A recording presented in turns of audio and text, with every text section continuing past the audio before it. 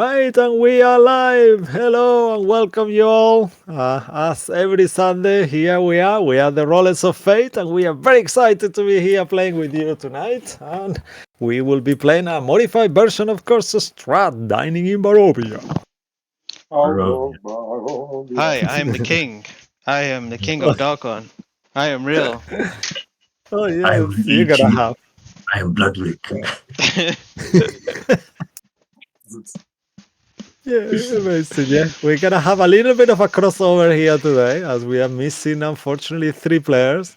Lovely Julia, Martin, and Bas are not with us today.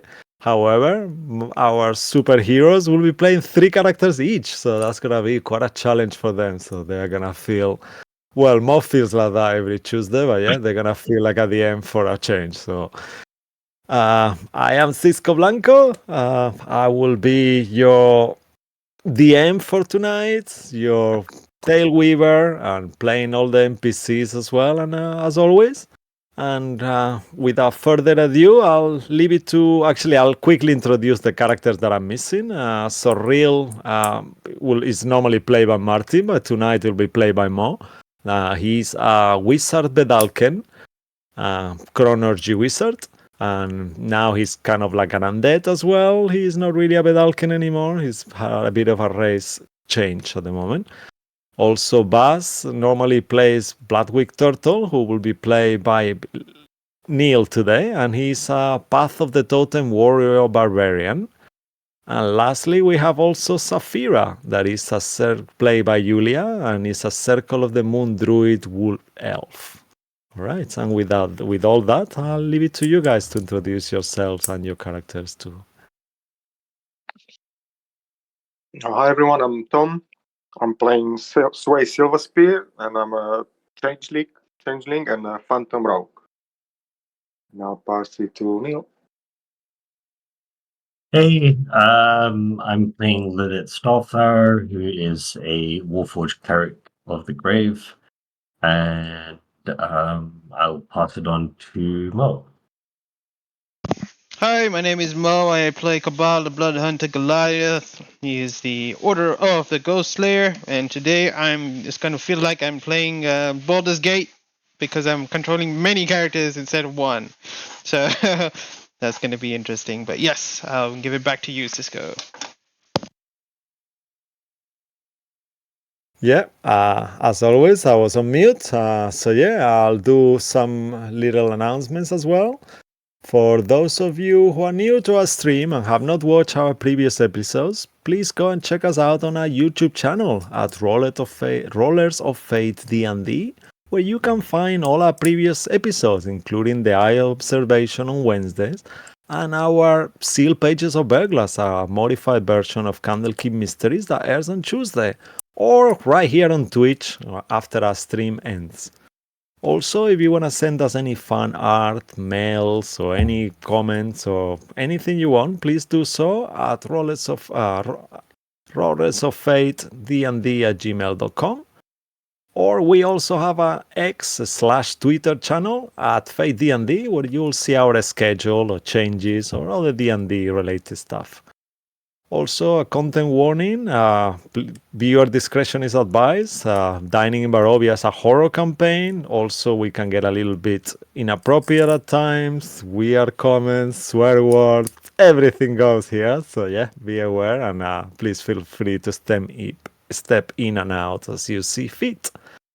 And lastly, please give us a follow if you haven't done it. Help us to spread the word of our community. Join us, and that's the best way. Just tell your friends, give us a like, give us a follow. All that helps. Comment. So yeah, we'll be forever grateful. All right. And with all that said, thank you to my amazing players for being here playing with me tonight, and for making an effort to play the ones that are not there. I appreciate it a lot. And for everyone who is tuning in from home as well, please make yourself comfortable, get a cup of tea, and get ready for this illicit mayhem that you are about to to behold. And let's see.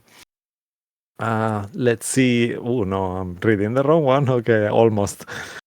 And let's see where And now let's see where the golden star of doom shines upon today.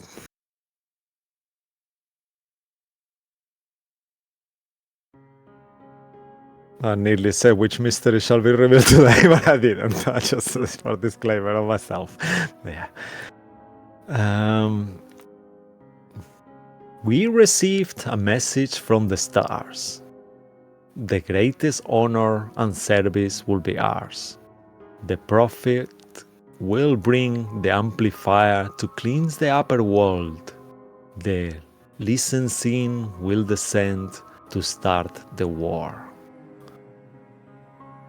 Previously, the outsiders were trapped within the mist borders of Barovia until they ended Strahd Bonzarovich and captured his soul in a relic from the past. Afterwards, our heroes traveled to Darkon, where, alongside Dr. Van Richten, using Strahd's blood, they banished 3 golden stars of doom that brought undeath and destruction to some dread domains. Yet, as in the world of Aura, another of these unnatural golden stars connected to Azalin Rex and Vecna's rebirth have also appeared in Toriel. After escaping the Obsidian Holy Forces commanded by the Church of Karzos in Dagenford, overcoming the alien creatures in the woods, and killing and revivifying Bloodwick to force out the illicit tadpole that dominated him, the group had a meeting with their former companion Randall Starson, in which they learned information about Cephalos, Axumethros, Therzul, the Elder Brain Dragon that consumed the Crystal Tetrahedron and remains the leader of the newer collective. The next day, during the mountain ascension, some party members succumbed to the Far Realm influence over the land due to its proximity to the Elder Brain. Once within the Crimson Snow Sanctuary, after reliving memories from the past, Cabal and the others discovered that the rest of the Crimson Snow members, as well as Sina, Esmeralda, and Vania, have been kept prisoners within the hidden underground lair below the hallowed spring of Mount Newmore. Kay and the rest of the gnome squidlings, who were punished to be in a perpetual humanoid form, agreed to aid the outsiders to infiltrate the collective, and once more negotiations took place and a new few gifts were given on the form of crystals and laser pistols. Alright, after that long speech, here is where our story continues tonight. It is a warm evening, and you all find yourselves in the sanctuary with Kay and the other gnomes as you start to get ready to begin your infiltration mission. So I'll have to ask you, my wonderful players, is there any preparations you would like to make before you head on your way towards the portal?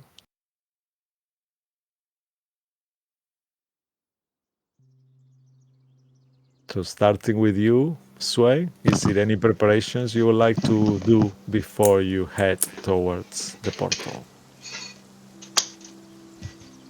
Well, we don't know what waits us behind, so I'm just gonna take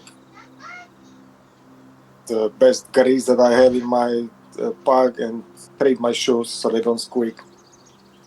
Oh, nice. And Yeah. after I do, I offer the wax to Cabal All right. as he Amazing. put on weight.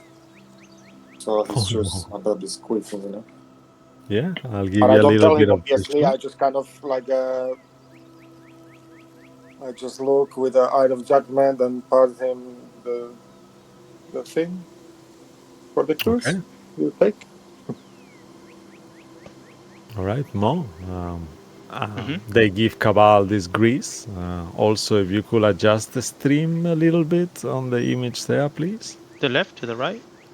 Just to make it smaller so you can see both, hopefully. I'm not sure if it will be possible. Yep, I'm done.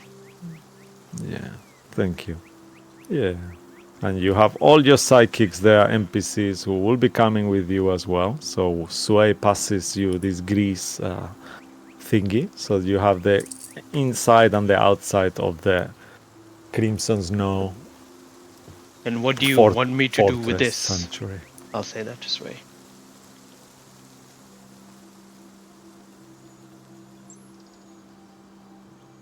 What is this way? Why are you giving me grease? No, I just realized your shoes are squeaking a little bit. I really don't know why. I do it always. I trade it before we go somewhere because if I go for this kind of, I prefer to stay more quiet. So I just do it always. But I realize yours are squeaking, so you might just use it if you want, obviously. And I insist for kind of like I'm pushing it in his hand. All right. If you insist, you are the most nimble one from us all. I'll apply the grease to my shoes. All right. Yeah. Saphira. As You you're can pull a little doing- bit between your cheeks as well, you know. I can see your pants are tight as never before. I'll remove your cheeks. All Okay, of them. All just- four of them. Just do the truth, it's fine. Saphira Okay, will say,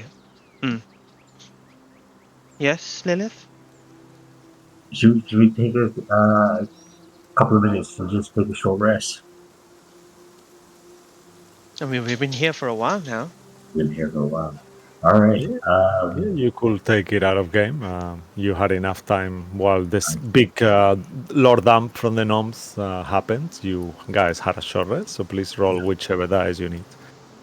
I was gonna do a prayer for the child, launch of my heart, and give a default blessing for everyone.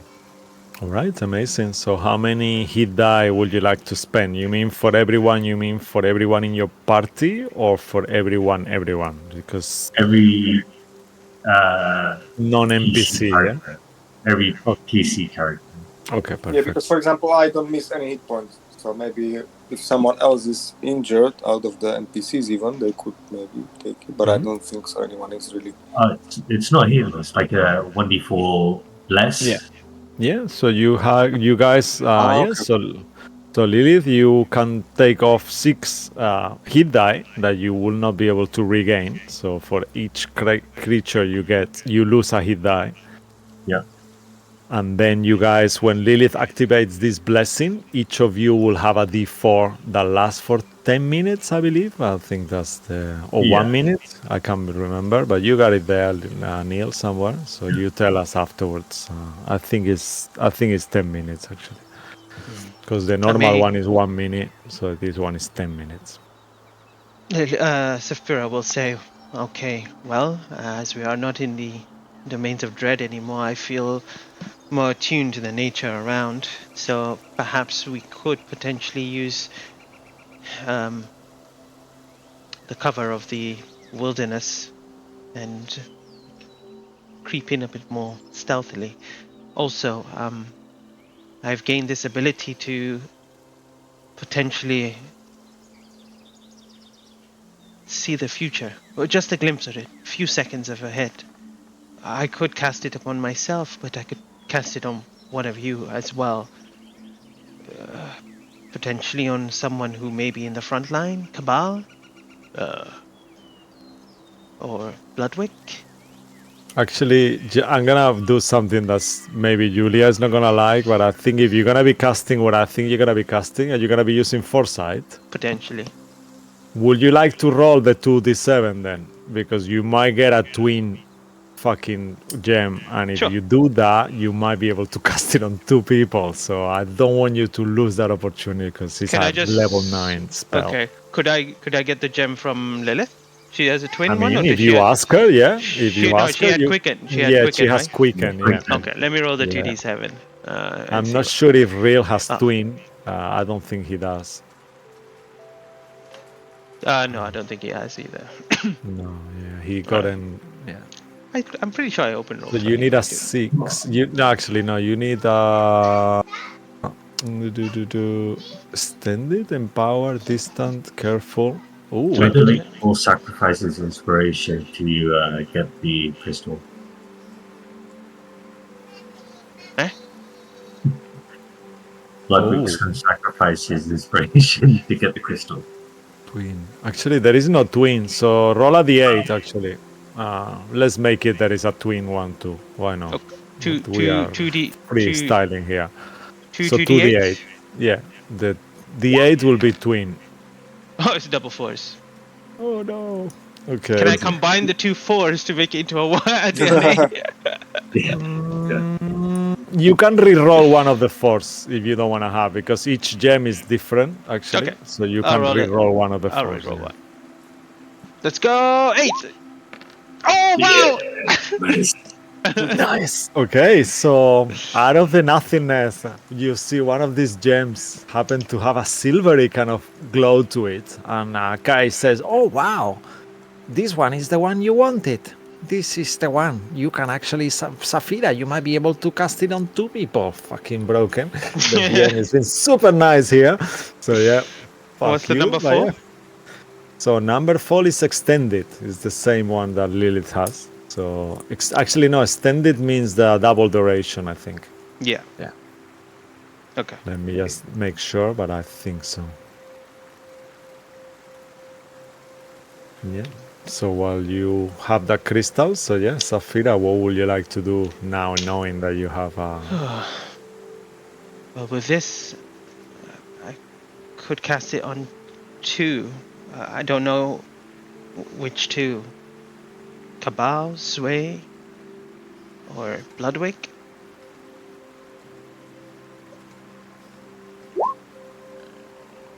Is it going to taste nice? I don't think it really has a taste. If it does, it may taste like coriander. I hate Don't like coriander. coriander. I'm sorry, what? I don't like coriander. I hate coriander. Can it taste like something else? Maybe parsley, maybe? Is that A little better? bit better, a little bit better. I don't. Cabal was there. I do not mind coriander. I use it in my cooking all the time. But give it to. If Sway, are you okay not to gain this boon that Saphira is giving? Perhaps Bloodwick and I would benefit from it the most. Yeah, sure. All right. She goes, okay. Well, how do I use these crystals again? Kay? I think you're Well, you just have to crash it. And once you crash it, then the effect will take place and the gem will become a normal gem. Okay. They're a little bit pricey, so don't throw them away. Okay, no worries. I'll do this. Cabal and Bloodwick, please come sit down here. This is a very traditional ritual. It'll take a minute to cast.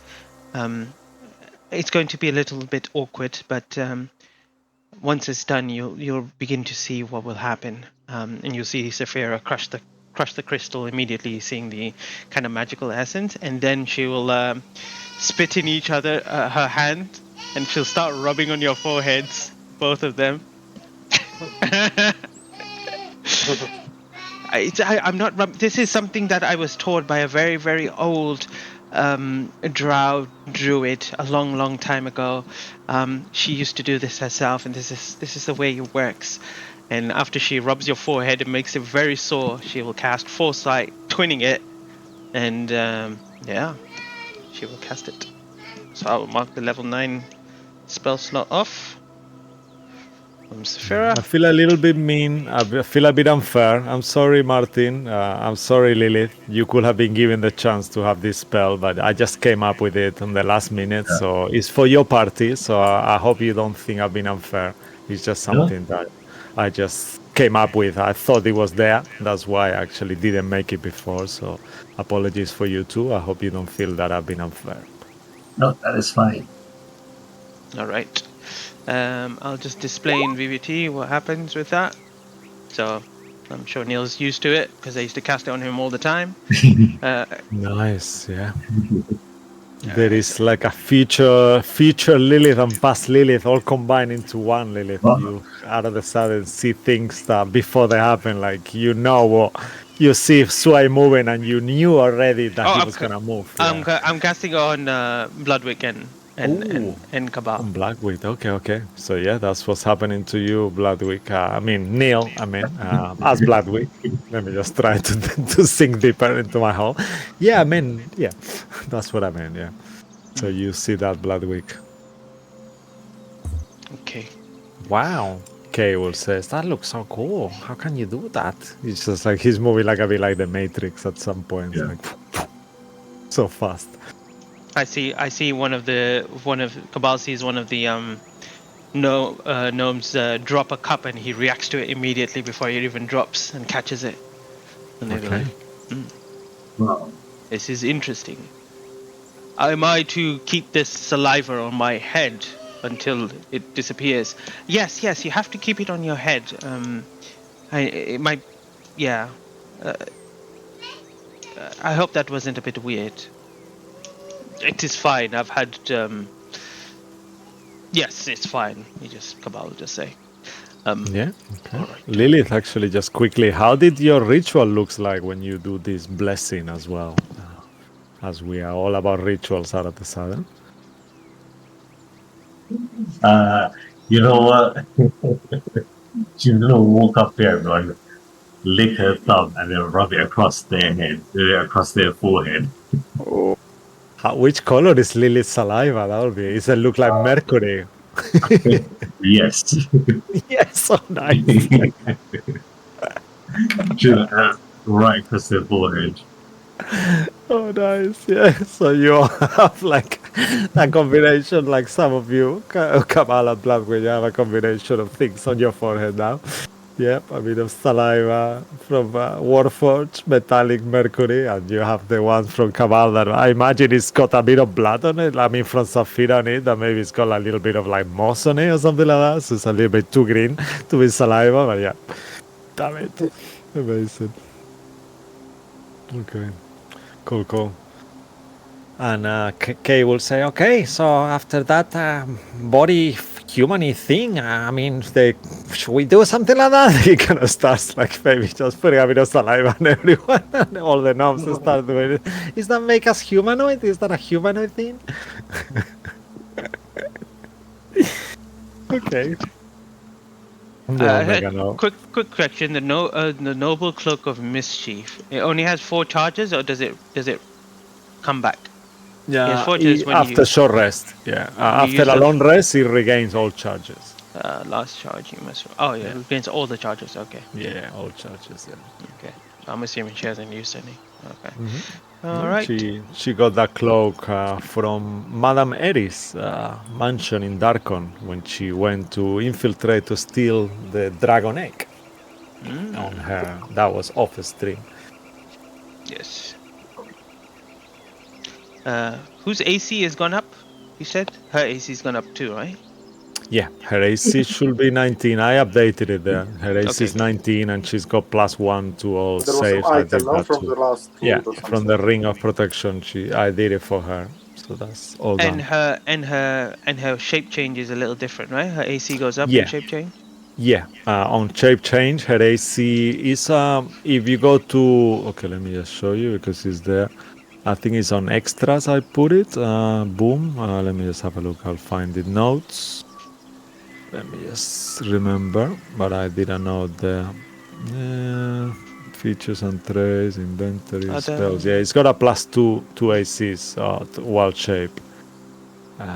Yeah, it's okay. It's on, Yeah, it's yeah, I on see it. actions. Yeah, Limited use. exalted wild shape. Yeah, is there. Which is, let's see.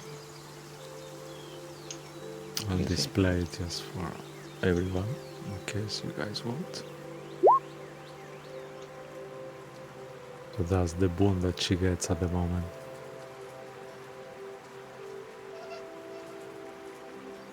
Well, at the very end, yeah, fucking hell, that was a pick a long thing, and it says everything except what I want. But yeah, yeah. Cool. Okay. All right. Fair enough. Hopefully, I won't need to do too much of that.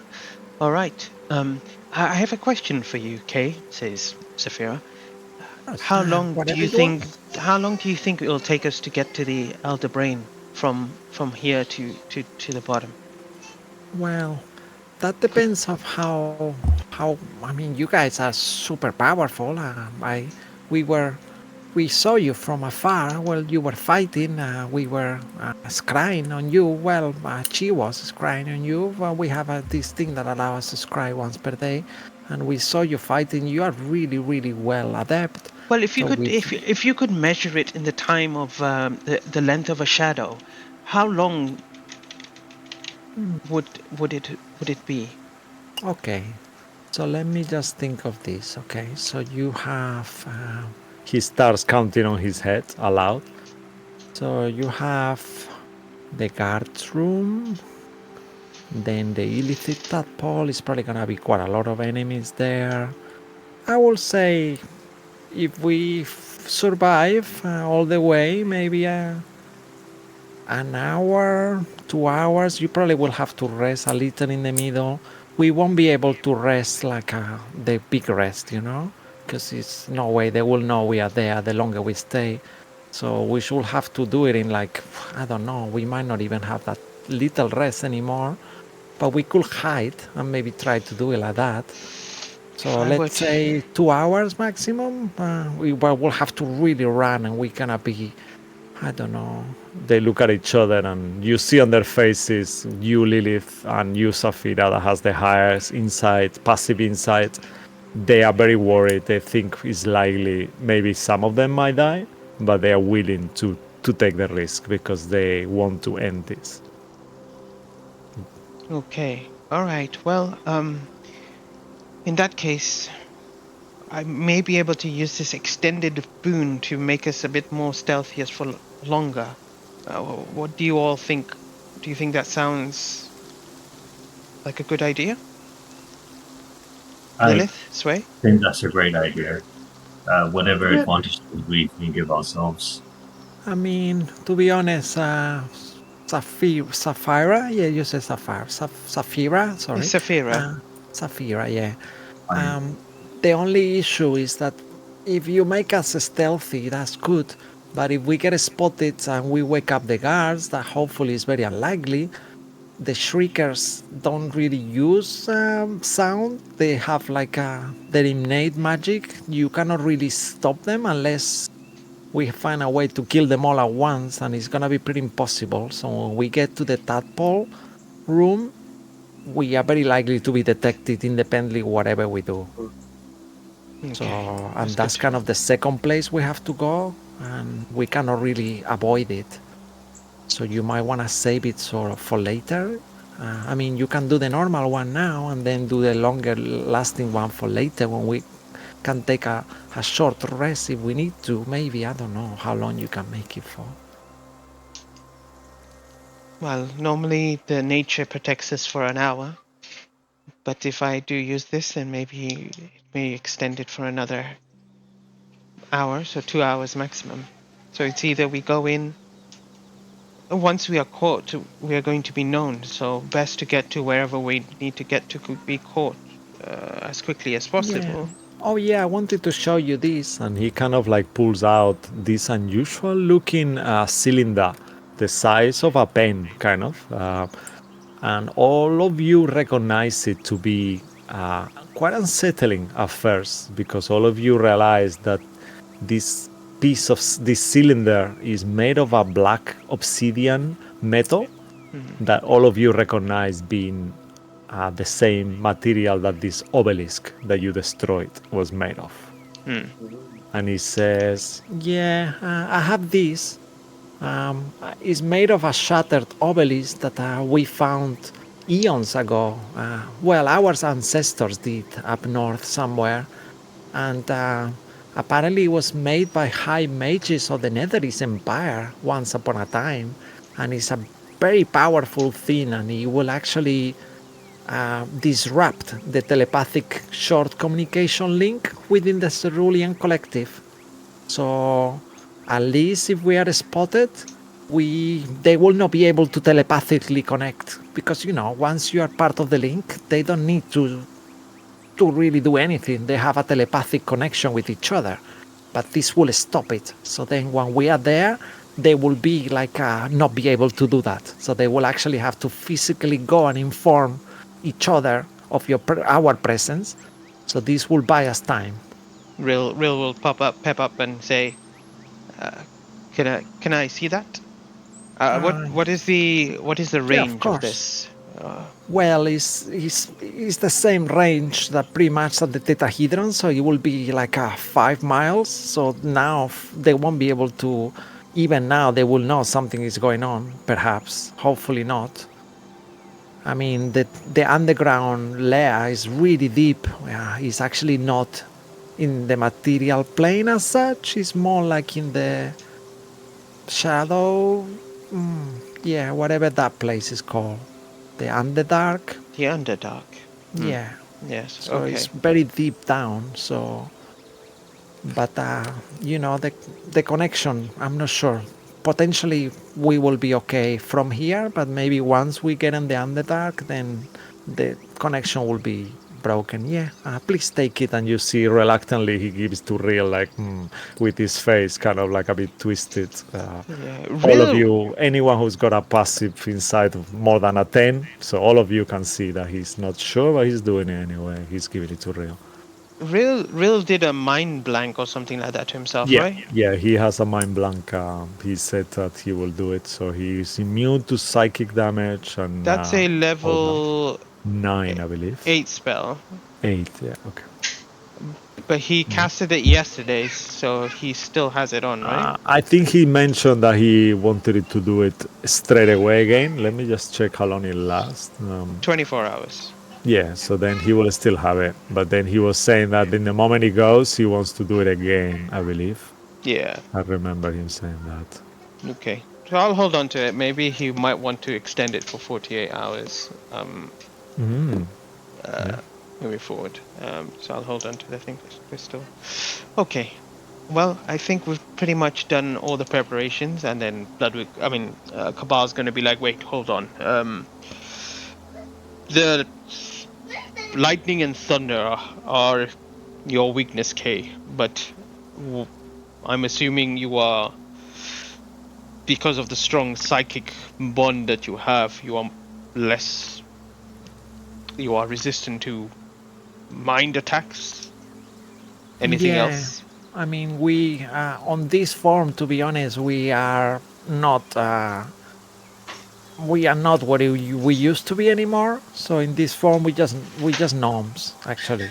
So we don't have anything anymore. What about holy damage? You mean like the white kind of like burning light of the radiant divine damage? Oh yeah, all of it. I mean, we are. You mean on our older form when we were part of the collective? Well, whoever we are going to face now. Yeah, it's only they have the thunder and lightning. We call it intolerance. It's just a weird thing. Like we don't lactose. really. Yeah. Some of people have shellfish, it's a thing. But yeah, it's to do with the way the elder brain. It comes from them really. So because we all part of the elder brain, so part of Therzul, he's the one who has the intolerance really. But then it's what about extended fire all of us. or ice? No, just those. I mean, we were completely immune to the mind damage, the one that makes your ears and eyes bleed from like when you really insult someone. Like I've seen that happening as well, and you're really horrible to someone, and then they can bleed from the ears and eyes and hairs on your heads. So that one we were immune to it. But Illithid with a shellfish allergy intolerance. That's really funny. I Okay, mean, it's fine. We only eat brains, so we only eat brains, so we never had a shrimp brain. That would have been weird, actually. I don't know how that works. They all start looking at each other and talking about that subject. How that would work. Cabal is going to use his blood right, crimson right, and he's going to. Shall I make it a fire laser beam or a frozen laser beam?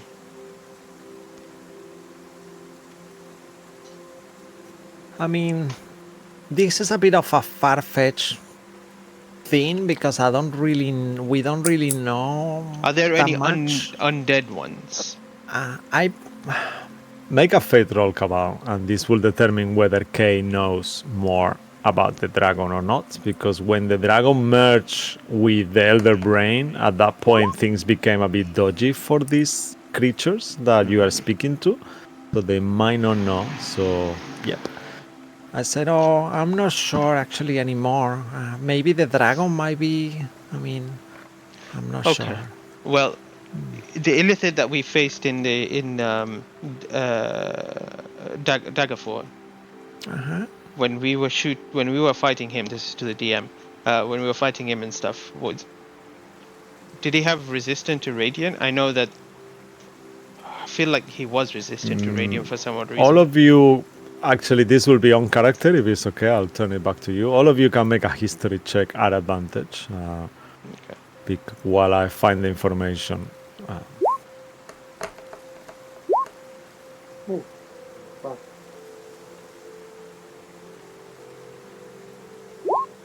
What's your history?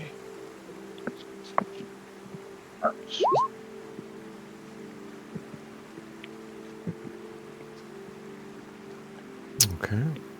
The DC, you have advantage, but the DC will be quite low. So it will be 15. Well, low 15 is not that low, but like a moderate DC. It's kind of relative. I got a 9. I know, right? I'm sorry, guys. Okay, look at Sway. Sway remembers everything. There is a damage that you guys didn't use, so I'll tell you that. You remember that there is certain damages you didn't use.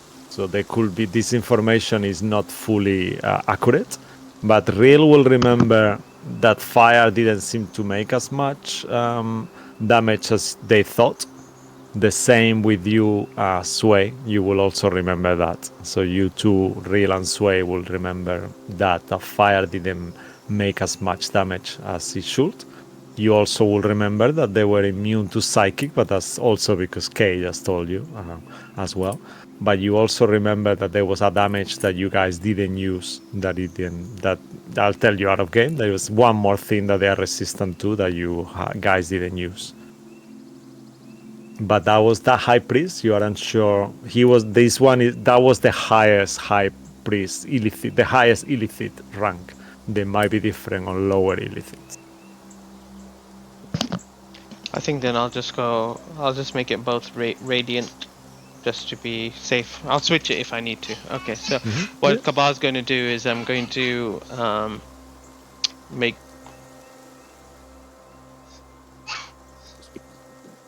make them both Rite of the Dawn, and he's going to use the Crimson Rite on both his glaive and his new laser pistol.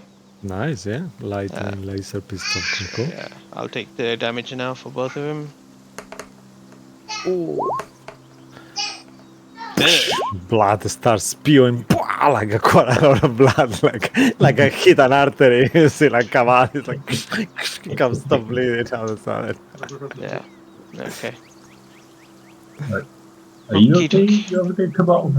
Yes, I'm fine. This is This is how Hemocraft works. And then you I would begin have to expected by now you get better with this cutting yourself, but Jesus. my blood has been conditioned to be very, very thin. Mhm. So when I do get cut the slightest, I bleed a lot. Okay. Yes. Still doesn't make it sound any better. Paper cuts are the worst. Okay. When it's just Um, But alright. yes. Alright. I'm ready. Okay, I think we're all ready. Are we, guys? And they start kind of like naming each other, saying each other's names. That all of the names sound super complicated to all of you.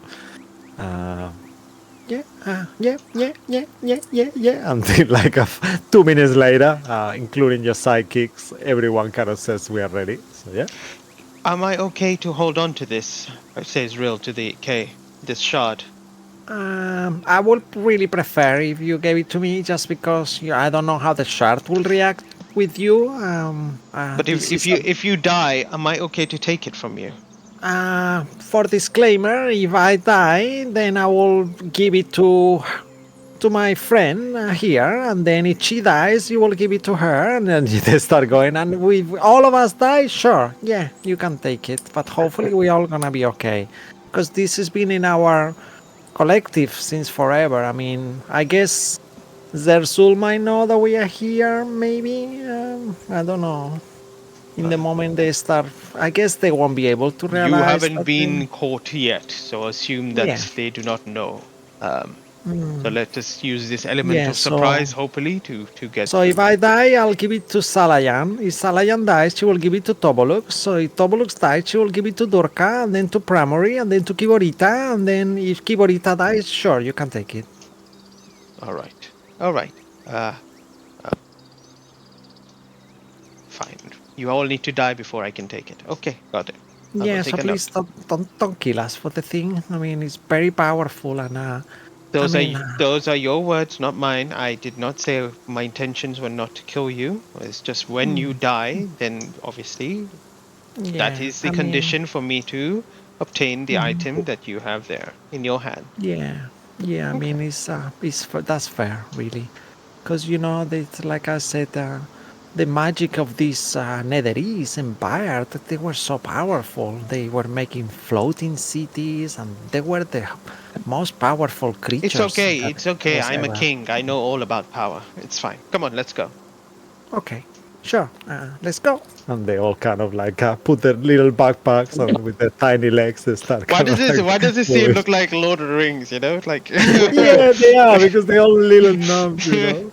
I should change the music and put something more heroic. But yeah, it's like the one. How is it called? Not the Lord of the Rings. The other one. The Hobbit. The Hobbit. Yeah. When they all go like the little ones on the mission. Yeah. Amazing. So as we are stepping out, Saphira will say, "Okay, I guess we should.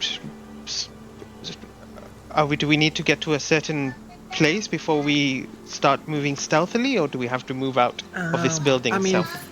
Yeah, for now we'll have to leave.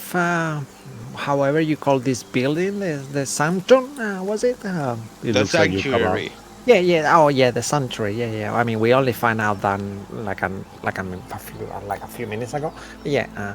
So yeah, whenever we leave the place, then we'll just need to travel like maybe 20 minutes downhill to the little forest down there, like the pine forest, and in there there is we have the secret entrance there, and opening in with. Did you say a pine the forest? cylinder. Yeah, it's like a special, like a. No, I know. I know all right? about pine forests. They make pines actually are quite edible actually, and they make a good source of nutrients. So perhaps we could pick some up and eat some on the way. Oh yeah, pine nuts. Yeah, they're nice actually. Pine nuts, pine cones, everything. Oh, I never eaten the pine cones, but they all look at each other like. Come, let's go there. From there, I will then use the the wilderness magic to provide us with much more stuff. All right. Yeah, that sounds sensational. Okay, so everyone, let's all go. And then they take the lead. The music changes a little. Yep. And you start making your way. However, in the moment you actually make your way out of the sanctuary, you all overwhelmed by the music of the outside on the nearby mount that you guys know is called Mount Hope now, is where you saw this beautiful fountain, and you know that this is the place where near, I'll put an image again there. So in there you see this fountain and you hear this holy chanting, like very loud, kind of like unnaturally loud, and you see all these people bathing on the water with their arms raised up and chanting, and this holy chant almost overtake and enters your mind in an unnatural way, and you can feel it. All of you actually, as you keep hearing the chant, you look at each other and you start to feel that we need to pray. We should embrace the new Karsus. And you see the people are going crazy. They're almost like rubbing each other in a very unusual, erotic way, like almost like in a sexual kind of unusual. They're acting very weird. Like there is much more to this prayer. And they are like drinking the water, rubbing the water on their faces, and they are going a bit crazy in there. Is this the scene from The Matrix when Morpheus says, Yes, they say, "Yes, Zion," and they all just start dancing and making Yep. noise? Yeah, it's something weird. I'm just getting the vibes more like from True Blood. I don't know if you Okay, remember the okay. episode when the woman starts kind of shaking and everyone starts kind of like getting really randy all of a sudden. So the music kind of enters your minds, all of you. And before you make any actions, you notice that these people are enthralled. Definitely, you can see the mount. This mount wasn't there, Cabal. This is so new, and even though it's far away, your eyes kind of lie, and it feels like it's much closer than it should be. It's actually far, but the music is so strong and so loud, and the actual mount itself, you see it like almost like you're looking through an hourglass, and it's so close. It's impossible that you could actually see these people from this distance. We are talking about half mile or more, a mile at least, but they feel like they are right there next to you. Yeah. All of you can make a history check as you hear the chanting. Some of you will have advantage before you roll it, just let me tell you. So Cabal, Zafira, and Real. Cabal, just because you remember the Dispel Magic ritual is very well from last session. Zafira and Real will also have advantage for another reason that I will reveal if they get it. The rest of you can make a straight roll history as you hear this chanting to see if you recognize something on it.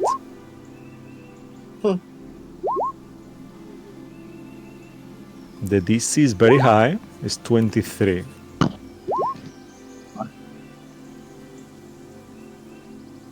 Whoa.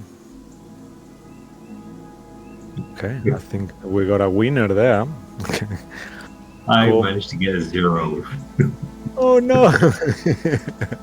I mean, Lilith got a 14. That's pretty good. Cabal got a 4. Sway got a 17. Oh wow, yeah, Lilith got a 0. Oh, damn. Okay. Yeah. No, That's for Bloodwick, yeah. Saphira got a 12.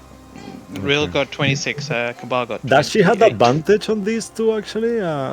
Actually, she has advantage anyway because I gave it to her. But with the foresight, no, she doesn't get triple advantage. She's advantage, no, on all checks, right? Anyway. Yeah, Bloodwick gets advantage though. Yeah. Okay. But yeah, Blackbeard has advantage. But I mean, he will need to get a natural 20. On a natural 20, I'll give it to him as well. So roll again, Neil, for Bloodwick. Oh. Come on. Wow. Okay, that's much better than a 0. Damn it. So one better. Yeah. 1. And then Yeah, okay. And I think so only real. Real and Yeah. Cabal. Real and Cabal, actually, yeah. So, Cabal, you actually think for a second, this is dark speech. You are 100% sure after you keep hitting it, the words. And as well, you recognize Cabal, the same that you, Real. There is some words there that you actually recognize. You don't even know how to pronounce them properly, but you remember these words from your Dispel Magic ritual, and they match. And you notice that these people are chanting these words. They say, it sounds something like Vilur, Zatum, Kothram, Irak. Vilum, Zadum, Kothram, Irak. And you keep hearing these words over and over. And you recognize, Real will recognize the words from his stone. He has a stone of sending that he was given by Neferon in the Amber Temple. And the same with Saphira. Once you guys pointed out to her, she will say, oh, that's the same words I had to do for the Eye of Vecna. And she kind of covers her mouth for a second. I'm sorry, Cabal, for saying that on her character. But what does that mean?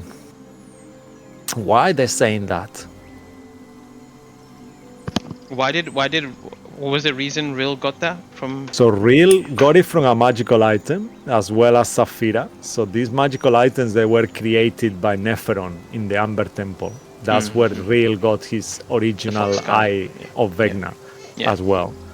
And Saphira got the eye, and then Real got this stone of sending that he has still on him. And for the sending to work, he needs to say those words aloud. Then he can use his action to use it. So it's connected. Yeah. I would say that with a 28 Cabal, because that was the DC as well, to figure it out. You think that some of those words are a name. You aren't sure which part, but you think that maybe one of those words could be a name. And you think perhaps they are doing some kind of deal. So by saying these words, they are actually giving something away. And you feel that with your Hemocraft magic. This is the trick. And they all seem to be looking beautiful, and they feel like, you see how they're acting, like they seem to be on kind of like euphoric. I'll say to the party then, Cabal will say, there is a name amongst that chanting. Whatever it is they are speaking to or about. But it is a prayer, or it is something. Perhaps something similar to the prayers that you make, Lilith. But this is for the new god.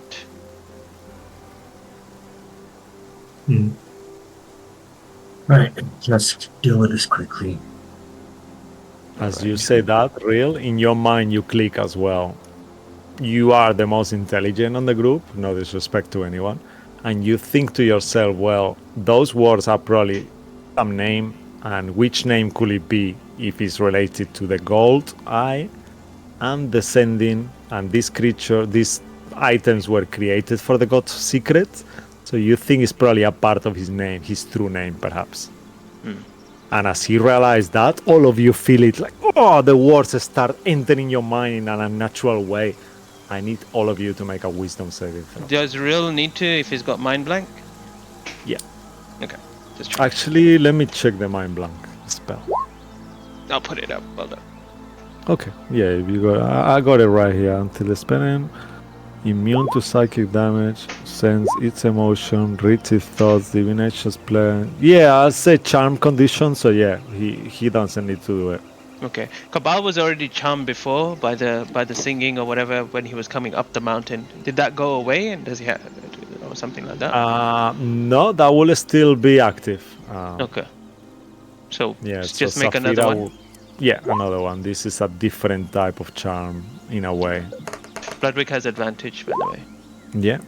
Wow, okay, Lilith, fucking hell, 34. How did you even get that? Wow, she's got a plus 16 on fucking wisdom save. Did we get a D8, D10, D12, anything this You game? got a D12 tonight. I will tell you, this is not as bad as you think. Out of game. I don't want you to waste it. But it is bad though. What? It's bad. It could be worse, but it is bad. Yeah. If you I have have inspiration, two, I will recommend you I'll to use use it. I'll use today's game inspiration. The DC is 20 though, as well. I'll tell you Yeah, that I have before advantage. because I don't want you to waste it. That's fine. I have advantage. So Do we get I'll it. advantage with the inspiration? No. You will get advantage if you use your inspiration, your game inspiration. You all have a D20 inspiration game, one for tonight's game. Then you have a D12 as well. Well, Cabal will actually take it. Actually, it's fine. Okay. And I will say that each of your psychics or each character that you are playing has an inspiration for themselves, so you can use it. You know, like to if you This want. Do they make the wisdom save as well? Yeah. Forget the sidekicks, just to be fair. Otherwise, it's gonna be too messy. Again, is this being charmed, right? This is a charm, yeah. Okay, And so the she has charm a- will create something really bad. So, yeah. Okay, that's fine. Well, she got 26 anyway. She has advantage on it. Oh, nice. 28, even Okay. higher. Yeah. So All right, that's so a Cabal free dice. will stick with the 13. Oh no. Okay. Like It's we fine. can 15. Like, yeah, this guy's Oh, destined to. Yeah. What about Sway? How is Sway doing? We with got this? natural 20 done. Oh, nice. Amazing, yeah. So, Sway, your mind is a temple, and you know that perfectly. No one is going to enter your mind. I don't However, know what this shit they're talking about. I don't understand. Cabal and Bloodwick. What about Real? Real has advantage. Oh, no, he's got the mind blank. So, yeah, we said that he doesn't have to do it. So, yeah, Cabal and Bloodwick, you all notice out of the sudden, they seem to be chanting it too. And you hear this prayer so loud as they chanting it. Their voice sounds like Gandalf from the Lord of the Rings when he used his karmaturgy. Yeah, yeah. And I need you both to roll a die as well. This is really bad. I'm sorry, guys. Out of game. The DM feels bad. Let for me you. know if I can do anything as a bonus. Cabal can do anything at this point as a bonus action because I have Okay. something that could I potentially need stop you to myself. roll a d12. Okay. Please. I am rolling d12. D12. It's a 12. Okay. Oh no, that's the one you didn't want to roll. Bloodwick, roll a d12 too.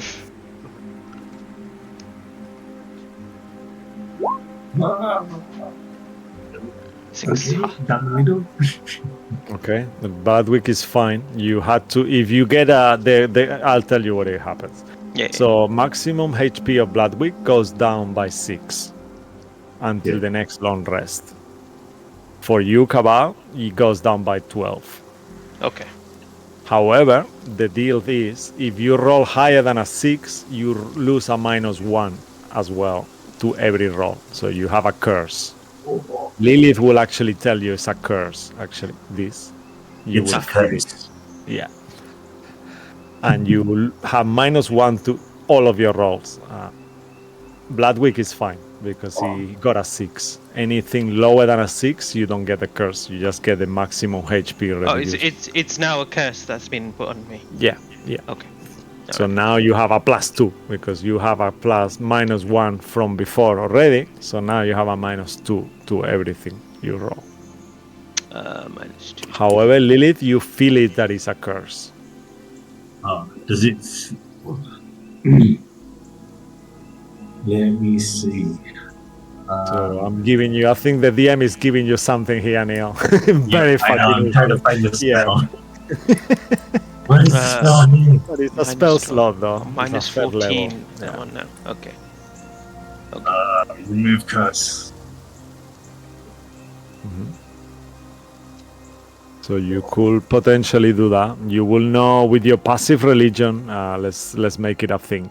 Your passive religion tells you that they are cursed, and as you hear them chanting more and more, you can feel it within your holy symbol tattoo. Even like this is against your god. It's kind of like a defile to curse us. So I will. Would I know remove curse being the right spell to do on Cabal? Get rid of this. Yeah, I'll tell you that you will think that. You feel that Bloodwick curse seems to be a problem, but not that big of a problem. But as you look at Cabal, you see almost the tone of his skin for a second changes to a more like a kind of like lifeless for a second, like almost like he's giving away a part of himself while he's cursed. Belur Zatu Kothram Yara! Belur Zatu Kothram Yara! I will do remove curse on him. Okay, you know what? Take a point of inspiration, Mo. Another one. Fucking hell. I don't even know how you could say that. That was so good. All right. We're just Amazing. screaming it out. Yeah. So as you cast remove curse on Cabal, Lilith, how does it look like when you do that? You just see her kind of push her arm into Cabal's chest, and as she does, it's kind of like almost like a little 1-inch punch. When she does that impact, and you'll see a white pulse just push through Cabal's body, and then just kind of expend the dark energy out. But Yeah. Yeah, for a second you feel it, Lilith, almost entering you, but then you see your tattoo of Karsus kind of glows like with this radiant light. And this light kind of like makes it not to get into you. And you feel the curse just falls on the floor on Cabal. You feel like really dizzy for a second as you keep hearing Bloodwick Turtle still chanting the same thing still. But all of you can see that Sway as well. It sounds like you keep telling yourself, Sway, that this is not who you are. You have lived among elves. You know this is... You are too strong. Your mind is too strong for this. But you feel bad for Bloodwick in a way as well. I'm not falling for this shit, but you guys. can I cast silence on a coin? Yeah. Yeah. Sure. Actually, let me think. I'm not sure if that works. I think silence only Just a at a point. point. Space. Yeah, It's a point. Yeah. You can cast darkness on objects and stuff, but not silent. Yeah. Question, DM, do I get my hit points back? You get everything back. Your -1 goes. You still retain the -1 that you all have from the golden star. So I thought the -1 was to death saves and the it's HP. only to saving throws. Yeah, it's not to checks and everything. It's not to everything. It's only to the -1 is to death saves only. Actually, on the other one is not to all checks actually. Okay. Just checking. Yeah, sorry, I just made a mistake there. But this one that you got, it was to everything, but now it's gone. Okay. Cool. So you all have -2 to HP and -1 to death saves. Yeah. All right, great.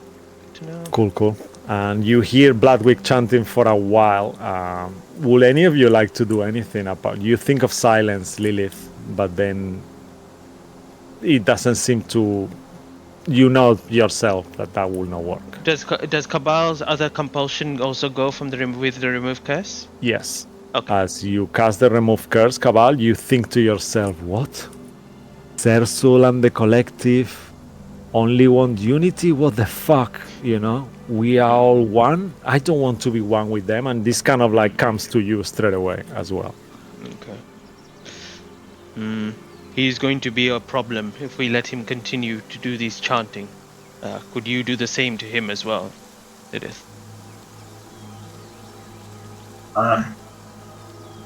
I'm maybe. Where would I even begin with this? Saphira and Real, you can make also Arcana checks. Saphira, you can make Nature as instead of Arcana, if she prefers. Before you cast any other spell, Lilith, just to be nice. So you don't use all your spell slots, Lilith. Okay. There we go. Okay, so they both think to themselves that this spell magic will also stop this. What level is remove curse? 3. 2. 2. I think the spell magic is 3, 2 or 4 actually, I'm not sure now. Sorry. Spell magic It's is 3 as well, no? 3. Oh, it's just I think it might be 4 Yeah, though. I think maybe No, I'll it's use a bit. third too, yeah. Yeah, I'll use it with Saphira. I think that might be better with her. Yeah, because I don't have it. Yeah. Yeah, because All right. Lilith is already used 2 of her 3rd level spells. Yeah, so I'll To use them. a 3rd level spell with Saphira. She's going to use Pass Without a Trace as well. Wait, sorry. Maybe I'll use You it got with... Real as well. So. Yeah, I was just going to check if Real has a... I think he's already used his Arcane Recovery, right? Yeah, so- No, I don't think so. Because He he has, only he's marked it off. he has. Oh, really? Okay. Yeah. Because I think he did Steel Will Strike, right? Oh, yeah, he did still win strike. Yeah, it's true. Actually, he did. Yeah, it's true. So, who is more... But Pass Without a Trace is 2nd level, so Is it? yeah. Is it? Or even 1st level, actually. No, I think it's 2nd level, actually. Second. Yeah. Pass Without a Trace. Yeah, 2nd. Yeah. Yeah, sorry, Yulia. Alright, cool. So I'll use the 3rd level to do Dispel Magic on Bloodwick. Okay. And she, as we get closer to nature, she'll surround his head with shrubs, and then you'll see it kind of piercing into his mind before he kind of takes a little bit of a pain, and then he blinks his eyes and realizes that he was under some sort of control and not any longer. You see Bloodwick kind of shakes like for a second, like really weirdly, like almost like he's vibrating out of his shell, like almost he feels like he's gonna come out of his shell for a second, and then as Saphira casts this, like everything gets calm again. And all of you stop hearing the chanting. In the moment Bloodwick stops chanting, the chanting becomes very far again.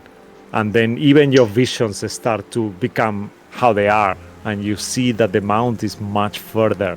And you feel, what was that? Kabal will turn to look towards Kay and the rest of the ones. Are you guys they okay? Why are you chanting that? What's going on? Why you stopped? Did you not hear that? No. He wasn't really talking when... I don't understand what's going on. There is a strange magic that has been influencing us as we've been traveling in this area. Perhaps it's not affecting you because it is not targeting you, but for us, we are seeing things, hearing things. Perhaps whatever Cat wants to show us. Perhaps it's to do with... do you think it's something to do with the ill sensing? I mean, we are a very strong believers of our religion. I mean, so are you. You are a cleric, ma'am, and you? Yeah. I don't understand then. I mean, we didn't hear anything. I definitely heard something in my head for a second. I mean, maybe the Manzagorian is stronger than your god, I'm sorry to say. Maybe for now. I mean, in her head, she's a little bit worried. I mean, in your behalf, I would say that the Manzagorian, as well as a god, he's actually a concept. It's a different thing. We actually are in true, full control of ourselves, and we are... It's something too hard for you to understand, but you know, this is part of our religion. We are kind of like in full control of our oneself, so maybe that's why it's like monks. You know, Real will pep up and just be like, well, that's not true, because if you were control over yourself, you would not be 2 feet tall.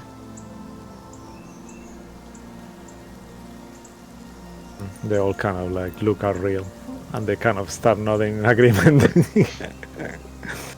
Cool. All right. Oh, all right. Let's just go, guys. We should keep moving as quickly as we can. Come on. Saphira will kind of guide them towards the forest below. Okay, perfect. So as you start going, maybe would you like to give me a marching order just in case? I just need to know who is on the front and who is on the back. The middle I part, could it doesn't go in matter. the front to check. Would there be like I think Sway, Yeah, either Sway. Sway and Saphira or Sway and Lilith would probably. We need perception and we need You obviously. can take two of you be on the front if you want Yeah. together Do you side want by to go side. up front, Lilith, or do you want Saphira to Yeah, go? she'll go. But Saphira's more stealthy than I am, right? Yeah, I think so. Technically, Yeah. yeah. Yeah. She should be up there then. Okay, so Okay. she'll go up Nice. front. Cabal will stay in the middle. Real gonna be behind Cabal and maybe the rear, so we can keep an eye behind us, Lilith and Bloodwick. Okay, Sure. perfect. So then Sway and Saphira will go together side by side, and then Lilith and Bloodwick, you guys will be in the middle, and Lilith and Bloodwick will be on the very back, yeah? Yeah. Okay, so from the front, Sway and Saphira, please make a survivals at advantage because K is helping you, or perception, whichever one of those two. Lilith and perception. Bloodwick, you can both make perception checks as well as you are going. Oh no, On the I can't believe forest. it was it dropped from the natural 20. Oh no. Is it with advantage? Yeah. Yeah, because K I is would kind of use my saying. hit roll. Yeah, you have advantage on that Sway as well, yeah? Wow. So you Oh, don't both need of to them use for your 15. inspiration. Yeah, you have advantage. Both Because of K them is guiding you. It was 15, both of the rolls. Oh, okay. I mean, I'll tell you, you can use it if you want, no Okay. problem. But you don't have to. 26. Okay. All right. So with okay, oh nice. Okay. So with a 26, okay, yeah, that was you start to kind of follow. There is trees, the trees and the forest starts to get denser and denser. At some point, you spot some unusual noises, and for a second, you realize that there is some weird butterflies. That once more, like before, there seem to be like two butterflies are joined together. Then you see another one that is three of them joined together, and you start to kind of like avoid it. So this is what you're using this perception for, Sway. You are kind of like running through and all of you are following, and this is some kind of like a skill check for the four of you. So you, Sway, have a success as you keep doing that. Saphira by the side of you, also the same. She's kind of guiding you through, and you keep avoiding all these creatures. Even though she sees herself as her legs are tentacles at the moment, it makes it really hard for her to travel. But for Bloodwick, who was also before under some kind of a spell, weird charm, now he sees himself as abominations are horrible creatures once more. He was under this compulsion where he thought that abominations were natural things before, and he was okay with this, and now he's not anymore as well. And you, with those two successes, that makes it really good, and you keep traveling the forest really fast with all these gnomes behind, avoiding creatures, trees, oozing floor, like all these different unnatural plants with colors that don't match, and everything starts to not make sense again. And you, Lilith, and Bloodwick on the back. I will assume the two rolls, you.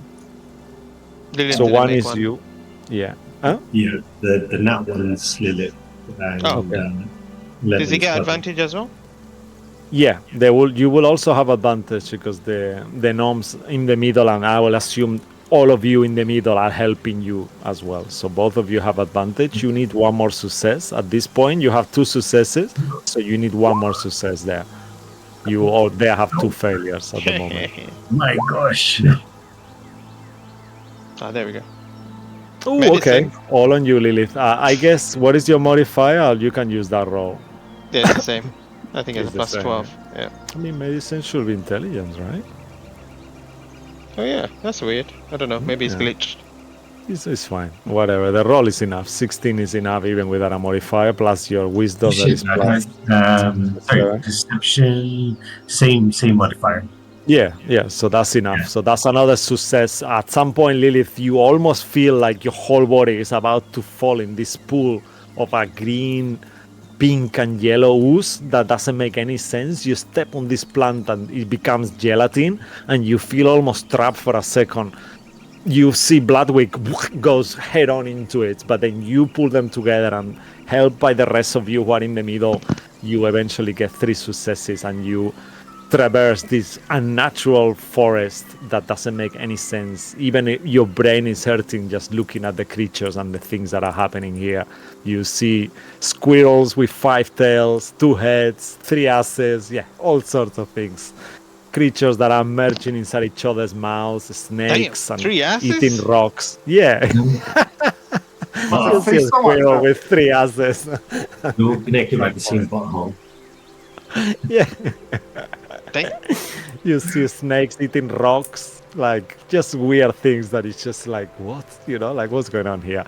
And then eventually you manage to actually overcome all that. And you all realize that this was some kind of illusion.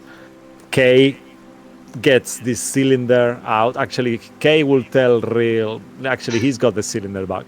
So Kay will go to this. You see this weird kind of construction in there that resembles what you see on stream. It's like among these pines, trees, and weird forests. You see like an arch made of stone with some little triangular cupola. And as Kay approaches this with the cylinder, he smears the cylinder across in some kind of weird symbol, and then this ethereal portal just opens, and he looks back at all of you. Okay, are we ready?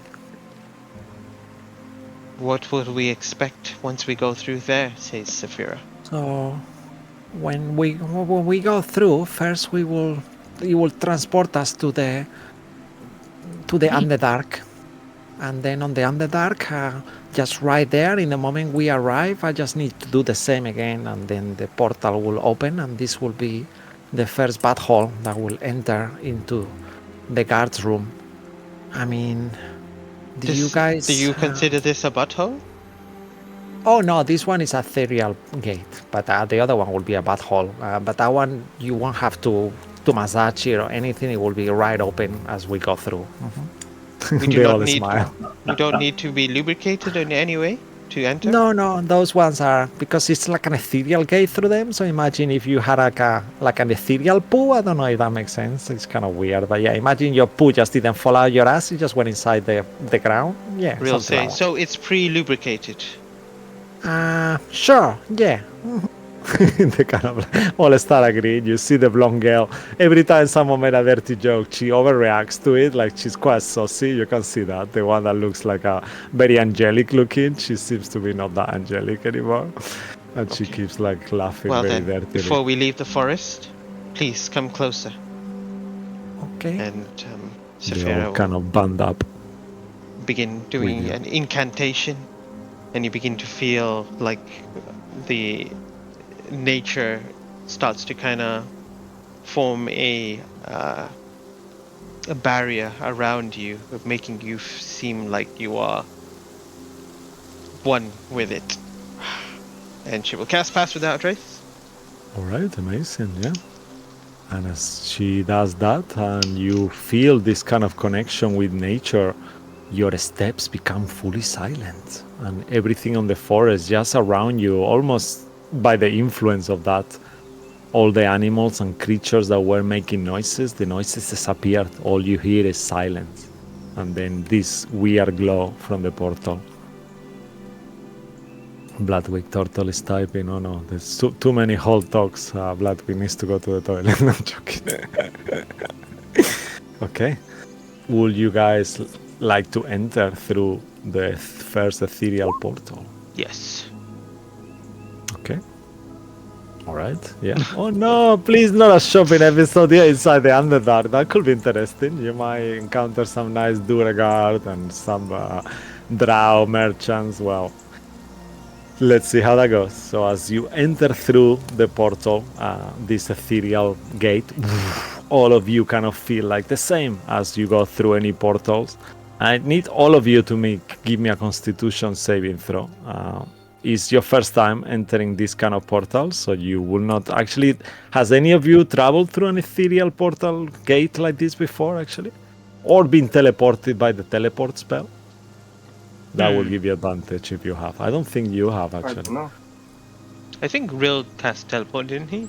On us? once? I think he did once. Okay, sure. And I think Safira, she did go through the... let's say that the mist will be a similar. So all of you have advantage. Con save, please. Can't say.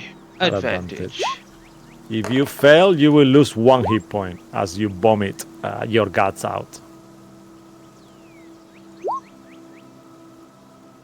But you all What's have the DC? advantage. The DC is quite low, it's 10. Did I Oh. roll with Saphira? I don't know. Oh god, she rolled too many times. Oh, Hold wow. on. Okay, She no got a worries. 17. Okay. And then real Yeah, no, that's fine. You all seem doing well so far. 14. For real. I don't think Lilith can roll lower than a 10, even if she wants to. No? Yeah. Yeah, she got. No. Actually, can't roll lower than Well, 11. you can roll two natural ones. That is very unlikely. Oh, wow. And Bloodwick is super ready with 1 natural 20 there. And Real is fine as well. It's hard for Real in his new state to really feel the things that humanoids, normal living humanoids feel sometimes. And that kind of makes sense. And yeah, go ahead, Lilith. You might still go 2 natural ones now that I'm trying to curse you. No, I rolled a. Okay. What did I roll? Yeah, that's why I My don't next see it. rolled a 15 and a 20. Okay. All right. Oh, yeah, it's there. Sorry. Yeah. Okay. Yeah, perfect. Yeah, because it's 2 of your rolls. Yeah, perfect. Yeah. So you all okay, and as you kind of go through this portal, you see now this unusual terrain. You see these constructions like weird, almost like a reflection of where you were, but everything seems to be caves, and the trees are made of stone. These 3 constructions, they are made out of stone. They are not really trees. And you see all this glowing weird vegetation and plants. The sky is glowing as well, but it's not really a sky. It's almost like the rock, like you were in a very low ceiling cave, and you all feel the pressure of this new place where you are, as it's your first time in the Underdark. And Kay says, "Oh, we are home," and they all kind of smile in this kind of joyful face, like they are quite excited to be in the Underdark. And all of you manage to hold your compulsion to vomit. Once more, following the same order as you were marching before, but now much more silent. You see unusual creatures, once more, animals that you have never seen before, all kind of like more like a jellyfish, like a floating jellyfish. You see all these unusual flowers and plants and glow, but this doesn't feel like out of place anymore. Now it feels like it's meant to be here. You see tiny insects that seem to be floating in a very... Everything is luminescent, like almost like you are under the sea, but there is no water. That's what it feels like at points. There is weird corally looking plants and things, and almost a stream of a shiny silvery water as well. And as you walk 5 minutes, Kay will say, "Okay, well, we are here. From here on, that's it. We are going straight into the guard's room. So we have to not make any sound. I assume some of them will be sleeping. The majority of them, very likely. So are you ready to be completely silent now?" As ready as we'll ever be. Yeah. Lead the way. Okay. All right. We do it now. And then he once more kind of touches this unusual wall that you have got to, that seems to have a similar construction, but is carved and kind of into the rocks this time, rather than being a place standing. And in there, as he wraps this, you see an ethereal portal that opens, but behind the portal you see what it will be a giant 3-meter asshole made of a black kind of like fleshy jelly.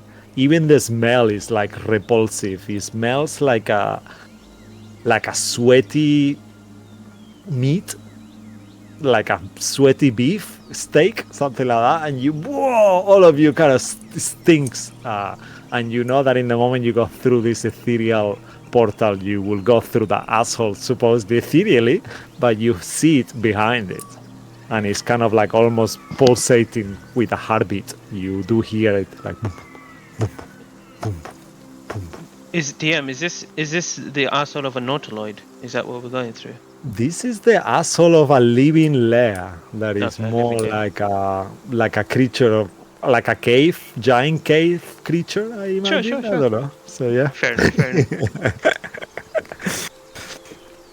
I had a brain picture, but it wasn't very good quality. So for what I imagine in my head, this lair itself is like a giant brain, but it's not really a brain. It's just like a living tissue with caves inside it, you know? So it's got a few holes that are bomb holes on it, and that's the exits and the caves and stuff like that. So that's what you are kind of seeing at the moment. So just the butthole of it. And Saphira will say, "This doesn't smell too bad. Kind of makes sense. Nature smells like this all the time. We have to get used to this scent." Never Cabal's just, like.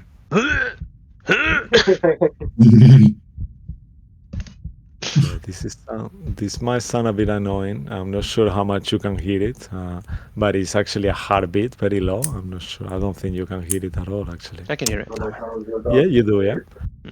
Yeah. So I'm sorry for you who have anxiety problems. This might stress you out, so that will go on while you're in this place. And I'll change the music. I have a playlist called From Beyond that it will be playing on the background. Tabletop audio, so thank you to them.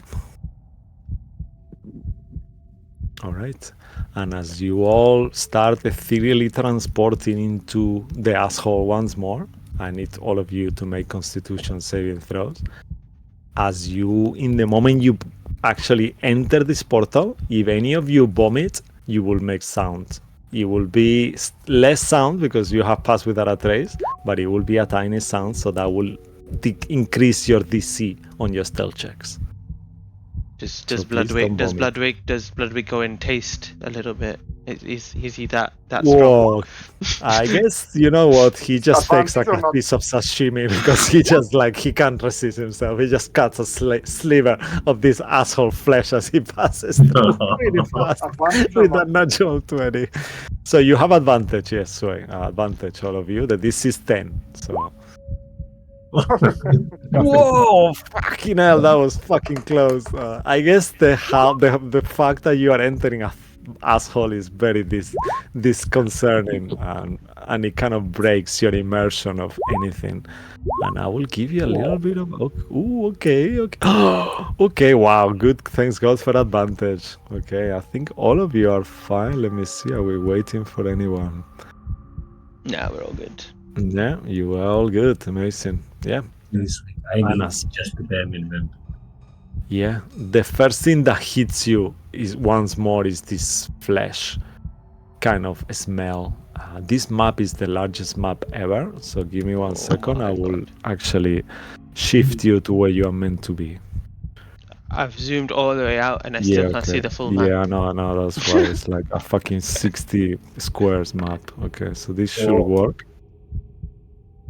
I see nothing. Oh, okay, that's a point. There is no tokens there, so let me put a token for you because you are all in darkness as well. Darkness. So let me put, the first one, Lilith is the first token here. So I'll put Lilith first. And then once Lilith is there, I will open I see the something. map. I see the Yeah, smallest because I need to reveal some areas here. So I will reveal this whole room. Let me see if it works. You're tiny. Yeah. I'm zooming. Yeah, now it should be revealed. Okay. So it's on the very top. So let me just do it again. 1 second. I will move you all there. Okay. Let's see. You are appearing there, so you see it, guys. Then I just do it on the stream. So shift and tick. It should move it, right? Yeah. Okay. Now it's done it. Yeah. Okay. I'm sorry for the number one. It's really unprofessional. That was for me only. But then afterwards, the map, I stretched it so much that last minute I couldn't fit it properly anymore. So yeah, I'll leave the numbers there for this session, and then on the last session, there will be no numbers anymore. I'll It just doesn't matter, delete does them. it? Yeah, I guess it doesn't, but yeah, it looks so ugly with the number one, and now all the rooms have numbers, like big numbers, like Okay, at least we know if we go back which room to go. yeah. Don't have real as a Yeah, character. let me just I go. pop real there for you. Boop. Okay, so now you should. Okay, and let me open the document because I need to tell you how it feels like before I describe the room or anything first. So 1 second, bear with me. The Therzullian's colony. Okay, Therzullian's colony. Yeah, here we are. So, general features, so terrain. So the floor and walls, you can see there is illumination on, like, as you see on the map, there is this weird, unusual little plants that grow out of nowhere, out of this skin, almost like a fungus of some sort. The floor and walls are made of a grey matter. They are firm but fleshy, slimy and wet. The walls and floor also pulsates by an unseen heartbeat that it kind of like enters through you. Like everything here seems to be like boom, boom, boom, boom, boom, and you feel it like on you as well. There is blood vessels that are visible through the floor, and also locations. As you look back behind, you see this butthole that you actually see on the map in there. It will be here, and it's like a closed hole, like an ass that just closed behind you, and that's where the portal was. If any of you, it looks like almost like a fleshy circular membrane.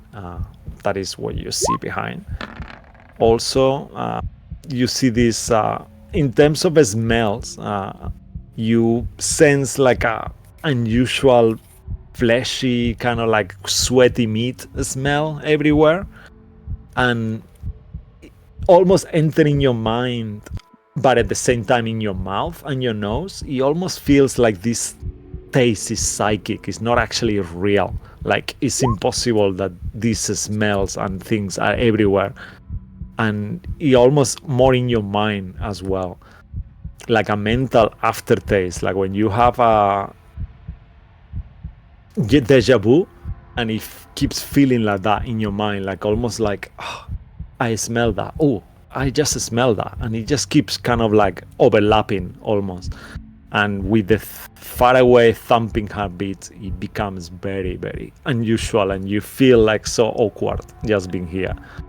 All the little gnomes behind you as well, you see them, they seem to be in some kind of euphoric kind of feeling to it. You see that they seem to be very, very happy with this, rather in contrast to you. I will materialize them all because I have all your sidekicks and beeps here ready. So boom, you have all of this crew here with you, including Claudio, JC, Skivers, they're all there as well, so all behind you, and all these gnomes. However, all of you can give me a perception check as well, as you hear faint noises and sounds as well.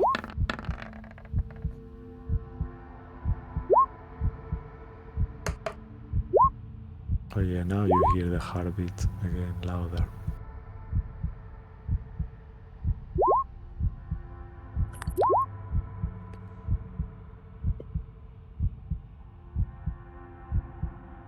So DC for this one is 15.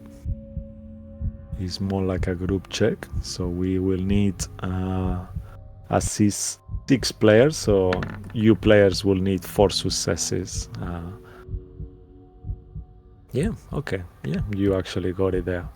You, Lilith, are the first to Sway, actually, even, yes, Sway is the first one, the highest one. Sway and Real, you are the first one to notice.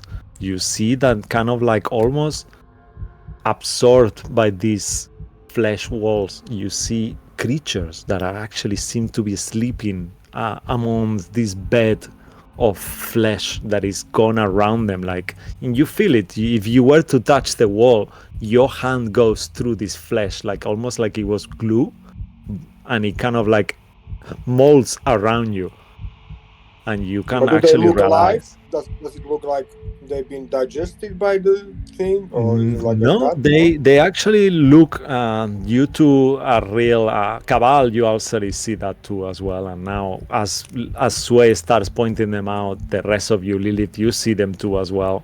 It's a hemorrhoid or no?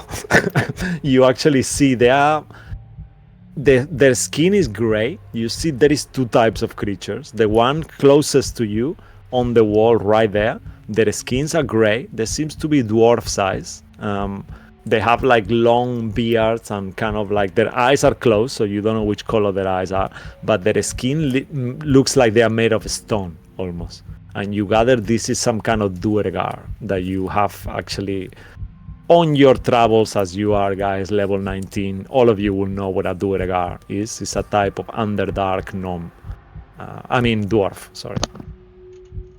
And they are sleeping. As well as farther away, you see some obsidian guards in there as well. They are humans. They're normal-looking humans, and you see they have some of their armor on and some of it off. Their armor is quite light, so you see they don't have the helm off, but you recognize the obsidian armor guards. Based on all of you succeeding on this check, you will guys see that there is 12 of them, 6 on each part of the wall. Let me reveal them here. Bam. So you see, and they are sleeping. You hear like a breathing, like a deep breathing as they are all sleeping. Saphira will turn around just to say, she'll put her finger to her mouth and then she'll say, "So move forward slowly.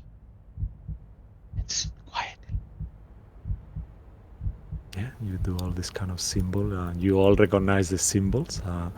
So we're gonna do this in 3 sections. I will need 3 stealth checks. Let's do one at a time.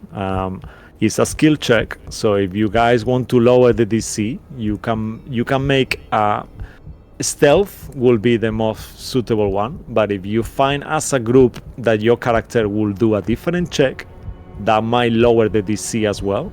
It will be the same. It will be the stealth, or it could be perception, it could be survival, it could be investigation, it could be whatever you guys decide. The DC will be different depending on which check it is, but it will be stealth is the main one. So I'll need you to do one. This skill check is going to be divided in 3 sections. So the first part of the journey, as you pass these first 4 guards, so please forget the psychics and the gnomes. As I should be at the front, I'm just gonna say follow my steps. Okay. And then you The can feet do are the sinking stealth. in, so you can follow them easily. Okay. You have a +10 on stealth, so obviously that's gonna be the best one. Okay, so with that, 39. that will be 39. So that's definitely a super success. Who would like to go next? Saphira. I'll be marking here. I'll just do it with Saphira. We'll go next. Okay, perfect. She also has disadvantage for some odd reason. Why does she have disadvantage? Ooh, I don't know. Scale mail? She's wearing Yeah, scale but the mail? scale mail is not disadvantage one. She maybe it's just because So it's just a normal roll. Okay. Yeah, it's a normal roll. Because her mail is ultra light. Maybe because it's based on a scale mail normal thingy. Maybe that's why. But Let's see what she gets. She got a 24. It's like a homebrew item. Okay, yeah, that's a 24. Yeah, that's 2 successes there. Who's next on the? Who would like to go next? Remember, stealth you have a +10, but if you feel like another check will be better for your character and you believe that it's gonna be better for you, you can try as well. That will lower the DC even more if it's a different check that is not stealth. Bloodwick has advantage. Remember that. He has advantage on everything. Yeah. So. Then in that case, Bloodwick will try and use Athletics. Okay. How will he be using it? Yeah. So he's gonna be trying to find the most efficient way of going across this pathway silently. And I think what he's gonna do is try and if no, the path is not narrow enough, right? Yeah, he's basically gonna army crawl the entire way as he moves. Yeah, I'll imagine he will be, maybe if you're okay with that, Neil, he could be punching into the floor like really hard and kind of like making it so he kind of, so it's kind of like goes in a way, and then whoever puts the feet on that hole, it will be even less noisy after. So that could be how he could be helping, and that will lower the DC for everyone, because at the moment you are based your DC in the passive perception of these creatures, and one of them is a bit high. So sure, go ahead and make an athletics check. He has advantage, like it's been mentioned. 23. Oh, nice. Okay, so so now I won't tell you how much it is, but your DC is lower, so you need one more success. So far you have 3 successes. Cabal So one you're was doing 19. Was that a success or a fail? So I just didn't mark who it was. So yeah, the 19 is a success. Whoever it was, it doesn't matter who it was from. So is that 4 rolls now? Yeah. Okay. Yeah. So with the 4 rolls, your DC has lower. Okay. Let me just make sure. 1 second. And then it's going to use perception. All right, yeah, so this will be the second part 2 now, second check. So all of you can move yourselves all the way here to this point. As you pass the first 4 guards, I'll move. Actually, if you want, I'll just grab everyone just to be easier that way. Just make it easier, like I can go like this, bam, and move all of you there. So that will mean that all of you have moved all that space, completely silenced, held by Saphira, and then Sway moves to there as well. No, that's fine. That's cool. So Lilith, you start using perception. How would you like to use perception? Yeah. So she's going to be looking at the movements of the guards to just kind of time when everyone's moving. Okay, amazing. So I'll tell you. Actually, I'm not gonna tell you. Otherwise, it's gonna break the. I'll tell you afterwards. Okay. All right. The DC, what the DC was. Now it's been reduced by 1. So yeah. Because so now if you use perception, it'll be reduced by 2 now, if considering you succeed. Okay, nice. I see an 18 by your roll. Okay, yeah, 30, yeah. Okay, yeah, amazing. And as you use that, Lilith, as you're looking around, kind of like you see once more the creatures breathing so close, and the armor, one of them kind of cracks, and you hear this caparaz like a squeak on their armor that is made like an insectoid, kind of black obsidian armor. For a second, you see one of these unusual dwarfs kind of like move the hand, and the hands go flap. Kind of, you see like a hand almost like protruding out of the wall made of flesh again. Who would like to go next? I go again? Yeah, go again. Yeah. Okay. Yeah, so this is part 2. So you... What did I roll? 30. Wow, nice. 42. So that will be a fucking 42. Wow. You know what? I'm gonna say no. I'm not gonna. I'm gonna stick to my rules. I don't want to be nice. This is easy already as it is. Okay. So Sway, I mean, what can I do? It's not my fault that my spell is so overpowered. I know, right? D&D. Yeah, I think for a moment you all look where Sway is, and you think, is he actually floating in the air? You don't see his feet actually touching the floor. It feels like almost he's like illicit levitating. Yeah. Yeah, it's like yeah, it's like a vampire slide almost. Like you see, like his feet are not touching anywhere. Yeah, amazing. Okay, and you move yourself a bit further. I'll move you actually just to make it more interesting. Yeah, so you are there. Yeah, and Lilith, you will be there as well. So Lilith is telling you where to step. So who would like to go next? You have 2 successes once more.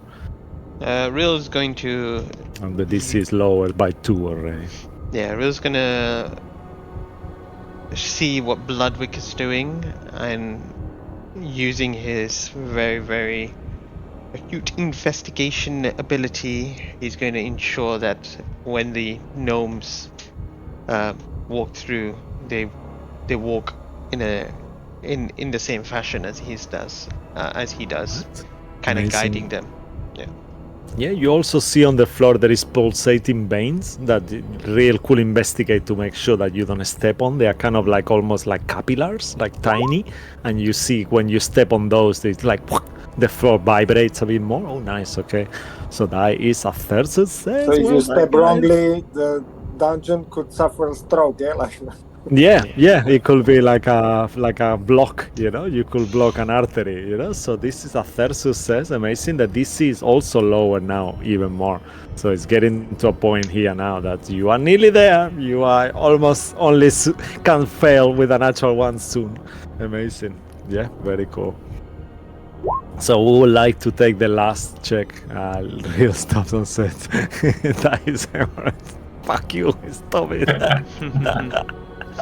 I think Cabal is going to use his survival skills, and just as an outlander, and just kind of with his guidance move forward as well. Okay. Knowing as if he was hunting creature or something. Right. You can use the spells as well. Okay, nice. Yeah, Cabal. That is that's a 16, right? Yeah. Oh, +7 after. Okay, yeah, that's more than enough.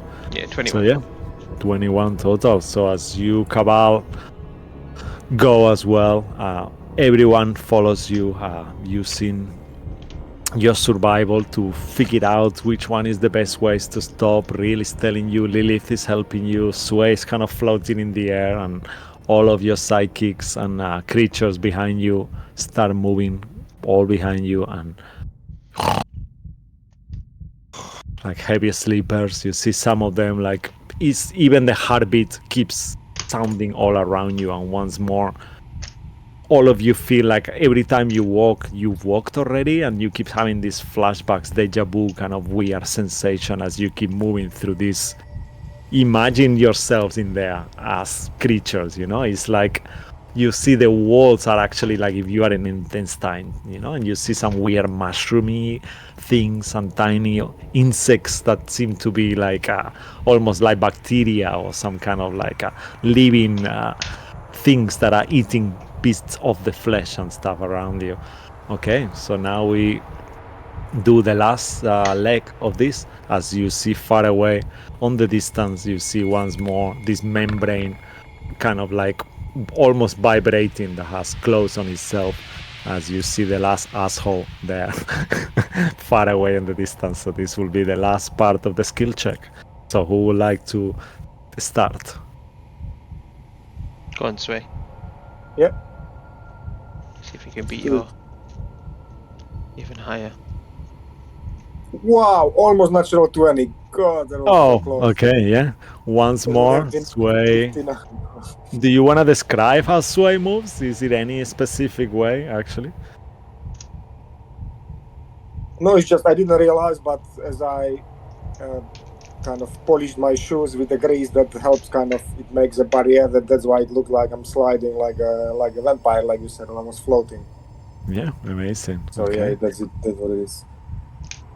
Yeah, once more, it's completely yes, no I'm just sound. kind of as I'm moving, I kind of looking back behind me to make sure the other ones are kind of following carefully, so we don't mess up. Kind of trying to make sure that I leave some small marks in the floor as I'm stepping, so they know how to follow. Yeah, amazing.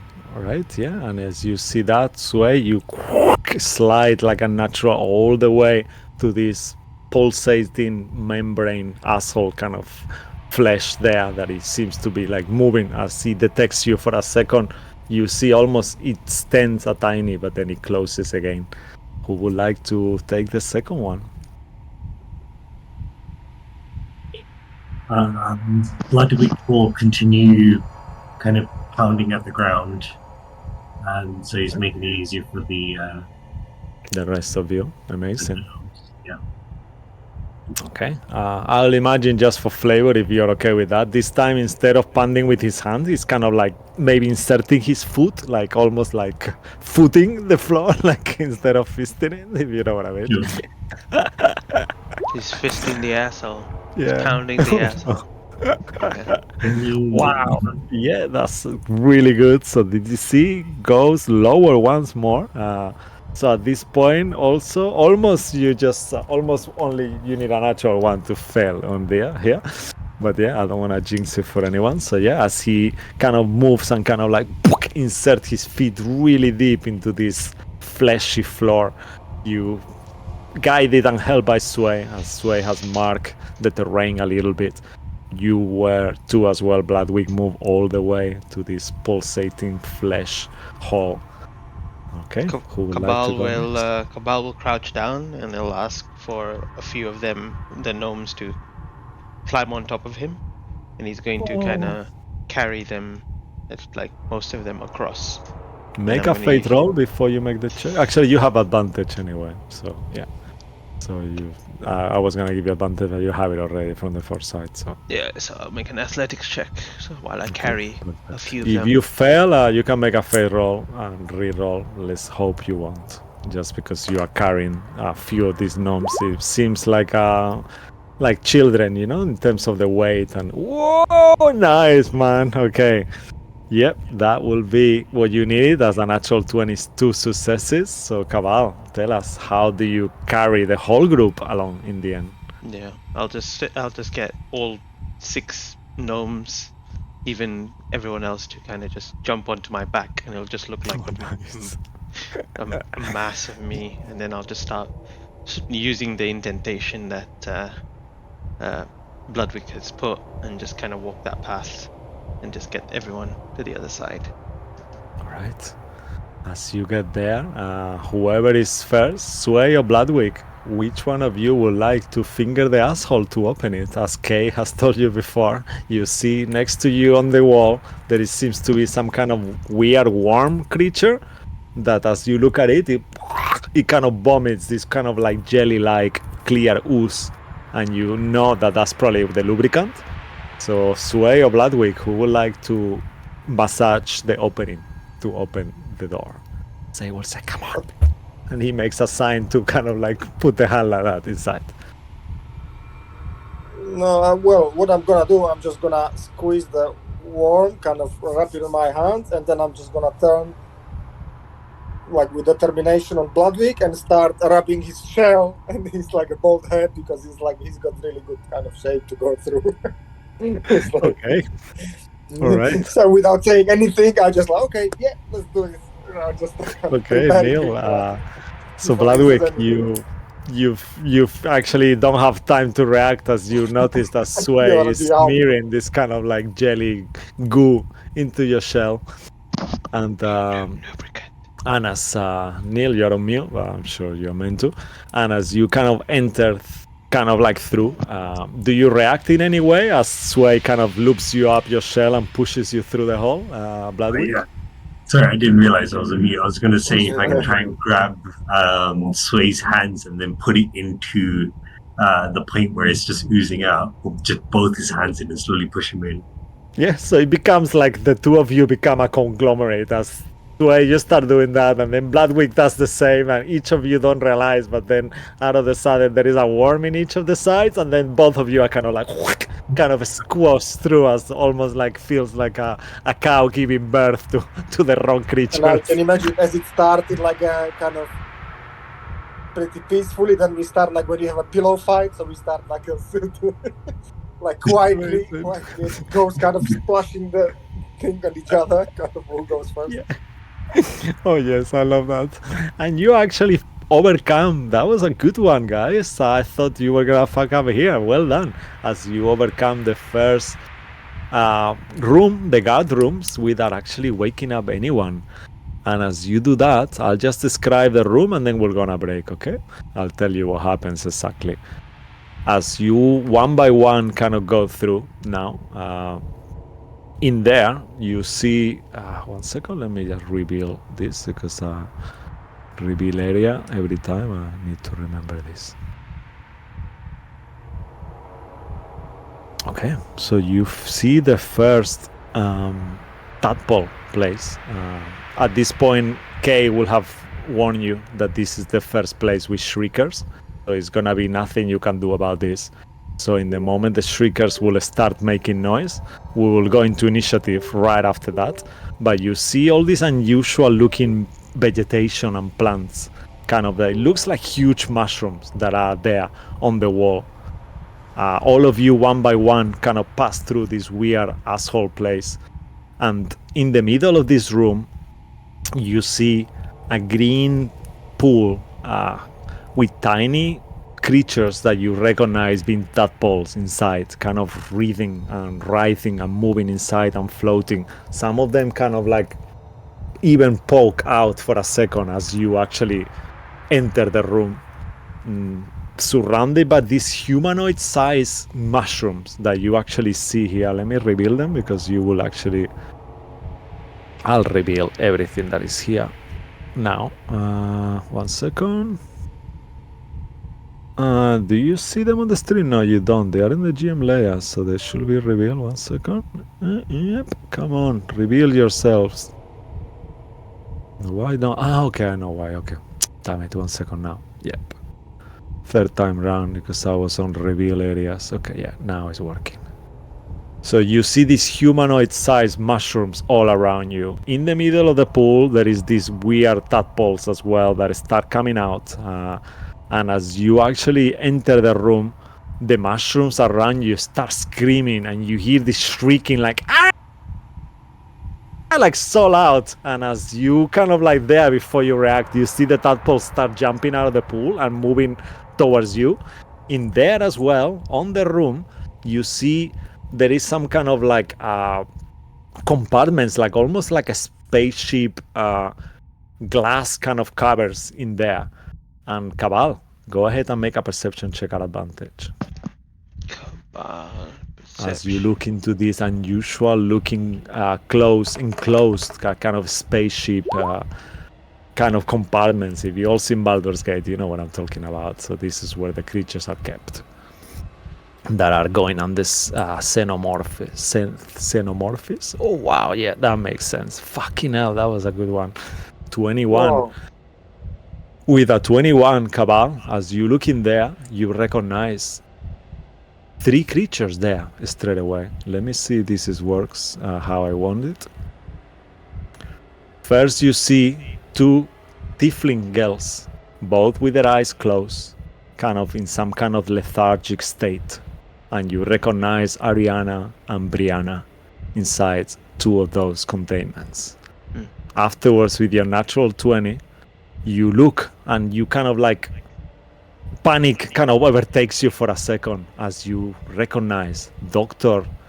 Doofenshmirtz in there as well, in another of these places. He's your human doctor with his characteristic unusual clothing that he makes out of his experiments that he actually made himself. And last, on the last one, as you look again, you see your friend Asimar, Valentino, and you recognize these 3 members from their Crimson Snow are inside there. 4. And as that happens, before you have time to react, from this room here, you see these creatures running in your direction. They are like illithids looking creatures, but they are huge in size, like twice the size that any illithid or any creature of this sort you ever seen.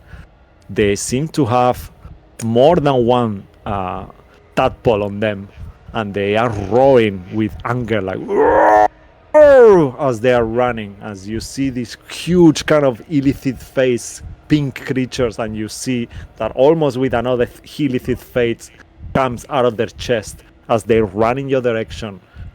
And you know that there's gonna be a fight there as the shrieker screams, and all of this happens all at once in the moment you enter. And at that, all that happens, we will go on a break here, so don't go anywhere as the first combat starts. But I said before, the creature's next room, because the psychic link is being broken, they won't know that you guys are here. So there will be no more coming from any other place. All right. But yeah. Cool. I'm sorry for not giving you a chance, but these creatures they sense you in the moment you enter. It's not a perception, they don't have eyes, they don't have ears, it's just, that's what they do. When they sense anyone who is not the right person, they trigger themselves automatically. I don't think you can see the last creature I showed there. Let me try again to see how they look like. Go on, shift, zoom. Do you see them now on the stream, actually? Yeah. Yep. So that's Damn. what they look like. Yeah.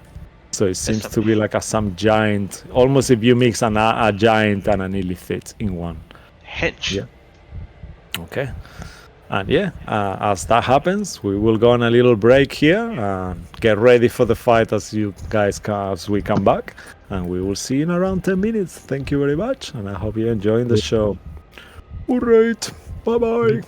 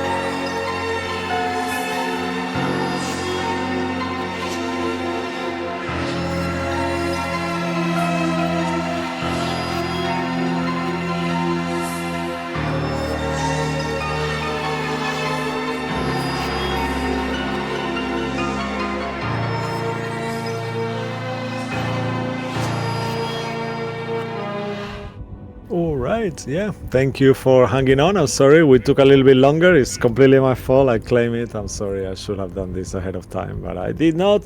But however, we are here and we are on the illicit colony and we are ready to kick some illicit ass as there's 6 running giants just came into the room at the same time.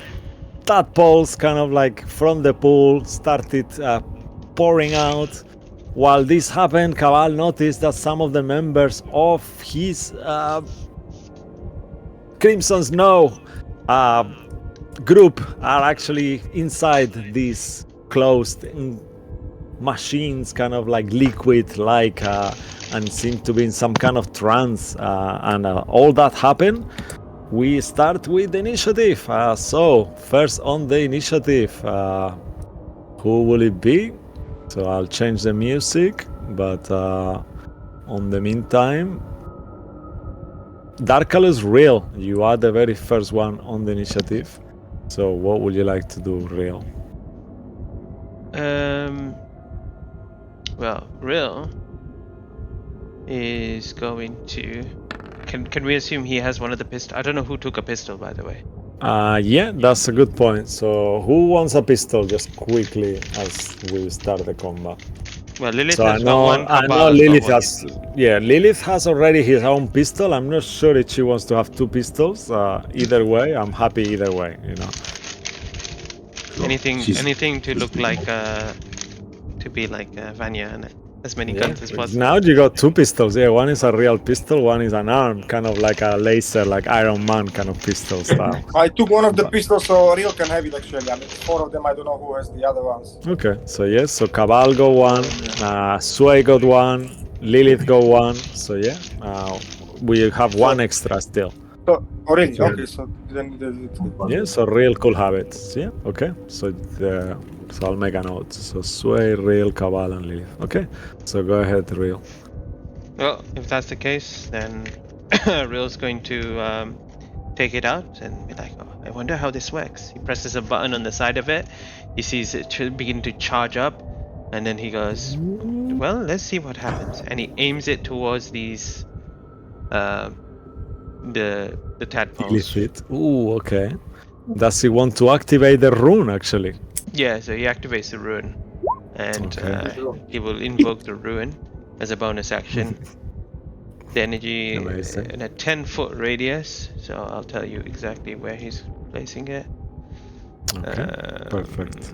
And as that happens, the rune is the only thing that makes sound, so that will trigger something else. I have to warn you, just for disclaimer, before you do it, the gun will make sound, so the link is closed, but if there's any creatures adjacent to you in the next room, this will alert them.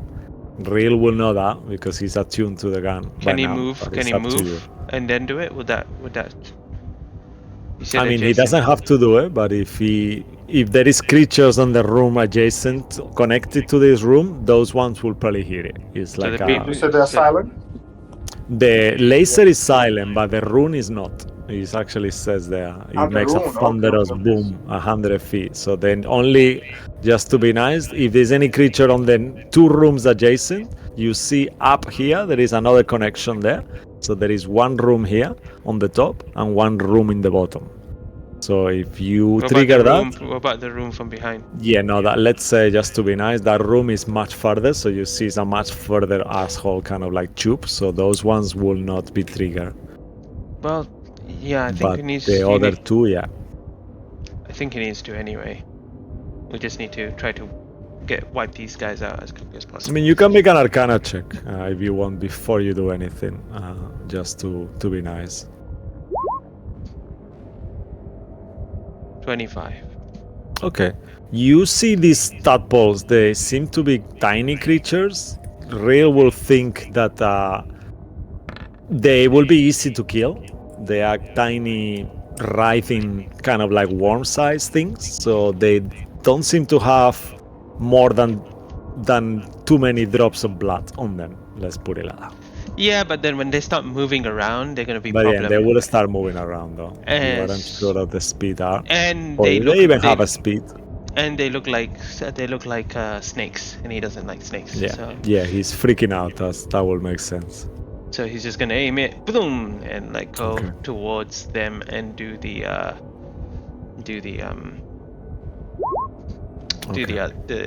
invoke the ruin to create a thunder damage. All right. So yeah, as he invokes the Come room. on, Indiana, use your whip. Yeah. Yeah, you see like you hear this thunderous sound like boom as this wind and thunder kind of turbulent starts happening. Yeah, okay. So you can you get all of them actually? I'm not sure if you can. Yeah, can you see the circle? Yeah, okay, perfect. So let's make it first. So let's do groups of 1, 2, 3, 4, 5. So let's do groups of 3, and one of the groups will have 4. So the first 3, let's do a Constitution saving throw for them. They are not very cunning, I'll tell you right now. This is a 0, a 2. Okay, so as the gun explodes, boom, you see like tadpoles start flying in the air as this ones with a 10. That's what you need. They have 10 hit points, I'm gonna tell you right now, as that's what you need. So please real describe to us. Actually, let's do all of them and then you can describe all at one, okay? Because it's likely they might succeed. Okay, this one's actually meaty beats it. So the next 3 will actually be okay, and then I'll do the last 4. Come on, tadpoles. Actually, no, this is 15, what I'm talking about. They fucking died too. No. This is not 10. Okay, so 3 more out. Okay, and then let's do this one. Yes! Okay, that's much better. Okay, that's a 16. Okay, so these 4 remain, but these other ones, so as you kind of explode there with those tadpoles, real, how would you like to kill them? Explain to us what happens. They take half the damage, right? But if they're vulnerable to it, they take double, right? Yes. Yeah. So if they're taking 5 damage, if it's half, it's still 10 HP. It will be no. It's not vulnerable. It's half plus half. Oh, so it's only 7. Yes, they are intolerant. You know, so it's 7. They're taking 7 points of damage. Oh, so they instead still of, got 3 HP. Yeah. Okay, fair enough. Yeah. Actually, do they take half? Yeah, half damage. Yeah, and they cannot take reactions. I know. That's if Actually, they no. fail. That's if they fail. Yeah. Okay. So please tell me how they die. Actually. You see Real as he shoots the weapon, he actually recoils and he actually stumbles onto the ground. But you just see this kind of strange kind of electrical orb that kind of shoots out and lands and then just electrocutes most of the creatures in the pool Yeah. itself. Yeah, you hear a horrible screeching, like kind of like something like from a horror movie. Like I cannot even make the sound, but yeah, imagine like a beetle screeching. I don't even know if that's a thing, but yeah, that's what it sounds like as Real does that. And anything else from Real, and I'll put the music now as well. There's a bonus action, an action, right, to shoot it. Yeah.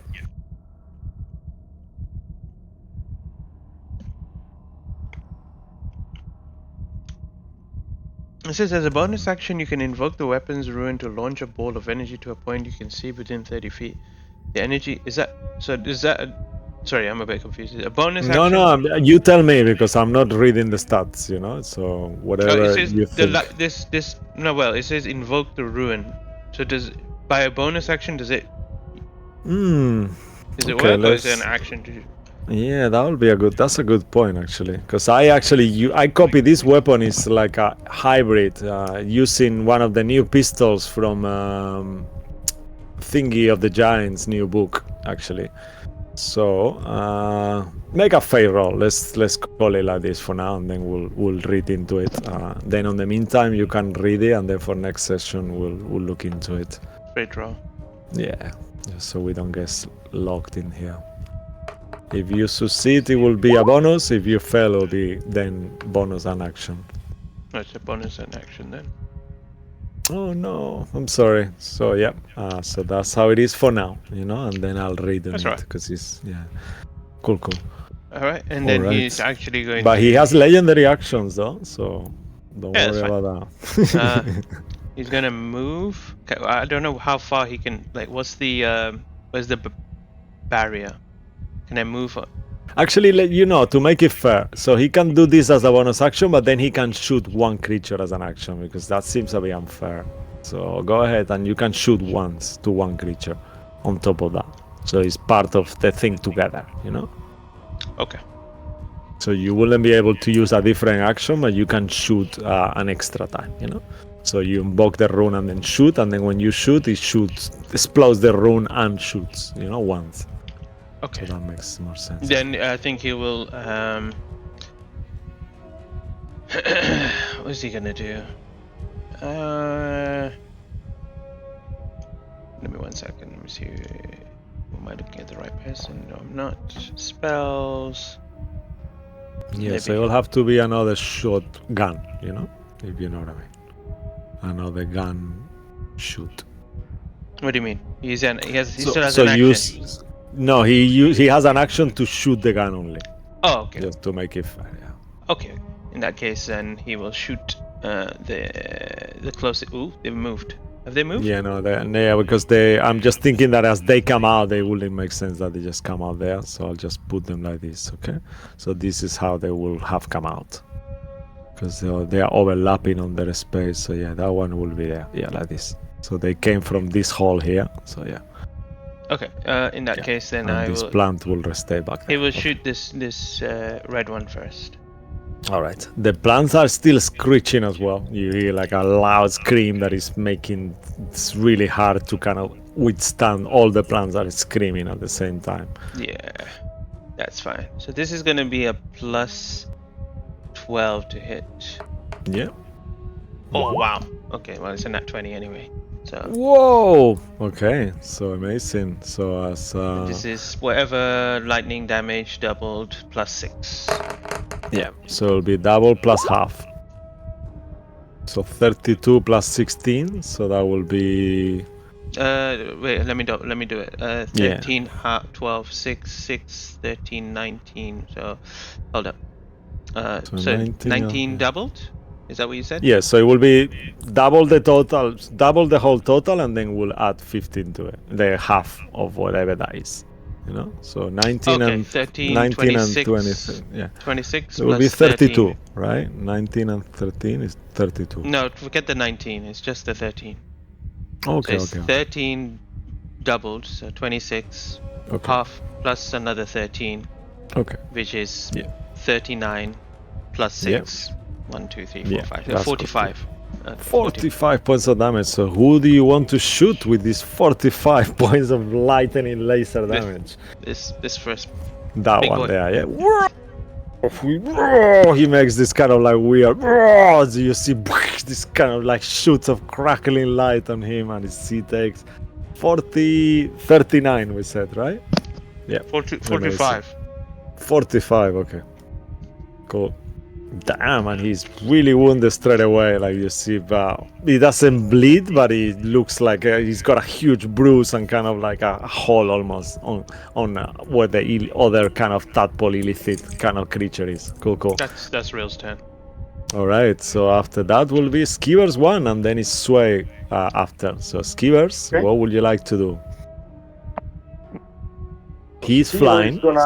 he's flying, so he's just And gonna remember what I blink with spoke his to eyes, you yesterday. and he can what is it? He become invisible. Yeah, so he can use his bonus action to turn invisible. Yeah, and then And then- from there. Okay. Where is the thing? I'll just change his color so we know he's invisible. Action. Okay. Her plane. Where is he? Okay, he's so far. Yeah, so he could move, you know. He has got flying movement.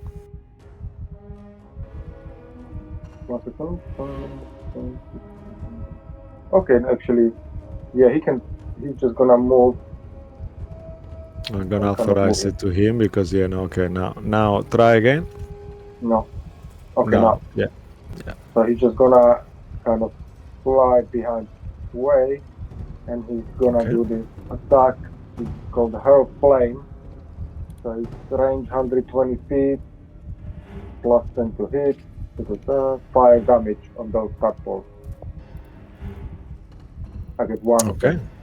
So he's gonna hit the tadpoles once more, okay? Yeah. Perfect. So he shoots. Which one would he like to shoot? There's only 1, right? And it's just There the is first 4. one. I mean, There is 4. Yeah, but I mean, like, the attack is not like an area, like this. Yeah, he can attack 1. 1, Yeah. okay. So yeah, that would be that.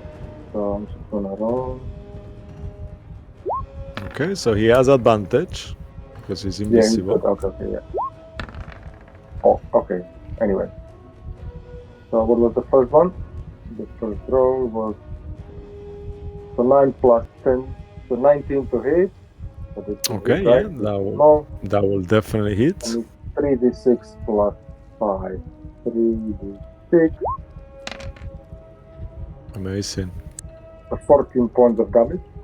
Okay, as skewers hit the first tadpole, please describe to us as these flames kill the tadpole actually. No, it's just kind of. I'm not sure actually how strong is their screech. They are so small. They're like a. It is one of those that you wouldn't expect it to be like a. Ear Yeah, kind of. it's quite strong. However, he does notice as well that the fire seems to be doing less damage, but it's still enough to kill it anyway. Yeah, I mean, hey, that was his range attack, so. Right. So it just screeches and it kind of shrivels as it kind of. Yeah, it goes sets out in ablaze. flame. Yeah, that's it. Awesome, Yeah, perfect. kind of. And withers kind of is the flame Okay, and he consume has it. a second attack. I got second attack. Okay, Yeah. sorry. I got multi attack. Okay, so yes, so then it goes for this one then. No, it doesn't do nothing now when I click on the one. It's okay, we'll do It's the the one next just one. below. Just the one below. The one below. Yeah, perfect. Yeah. Cool. Okay, so I get All right. that's it. Yeah, so 24 would Okay, also hit. warrior, okay. So the same kind of effect. It does. All right. Exactly the same. 14 points of Yeah, damage. so the same, yeah. You see that it takes less damage, but it's still enough as they only have 3 hit points. And then it screeches once more as he turns into ashes as Kivers kills it. And Cool, then just cool. Sway here can, yes! Give me 5! Yes, master! Actually, Sway sees him. Actually, no? Yeah. Yeah, Sway sees him, so- Twice season, yeah. Yeah, that totally makes sense, and you kind of like get the hand. You all see Sway kind of like a hand, like high-fiving something that is not there. Well, Real sees it too. But yeah, cool. Yeah. So if Okay, you so double yeah, click on the where it says Skiver name, Skiver one stat sidekick, if you actually double click there, it doesn't close the tab. It just makes it small. Double click on the whole tab on the top where it says the name. Okay. And then you do there and it stays on your screen, but it's small. What do I do with it? Yeah, now it's Sway. Okay. You just so you don't want to open it all the time. Then you double click on it again and it opens, becomes big again. Okay. Cool. So Sway is gonna move forward. What are these are not moving, yeah? Those mushrooms is just kind of there. I cannot hear you. Yeah, the mushrooms are static. They don't seem to be Static, okay, moving. okay. They're just Okay, screaming. yeah, Now. yeah. They're still screaming and shouting and screaming.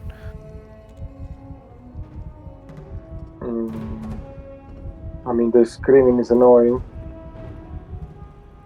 No, you know what? The thing is right in front of me. I just must flash it and leave.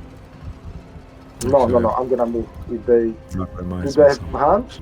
Would they attack me? They don't seem to be reactive, but their screaming seems to it's be just like a alarm. really painful. Yeah. It's like a mushroom, like a size of a creature. Yeah. Okay, so I in forgot that case, something. I do as I wanted. Okay, I just try to destroy the one in front of me for now. It's right in front, screeching in my ear. Okay. Perfect. Yeah? Yep. So I activate the sunblade and take a one swing at Right. it. Perfect.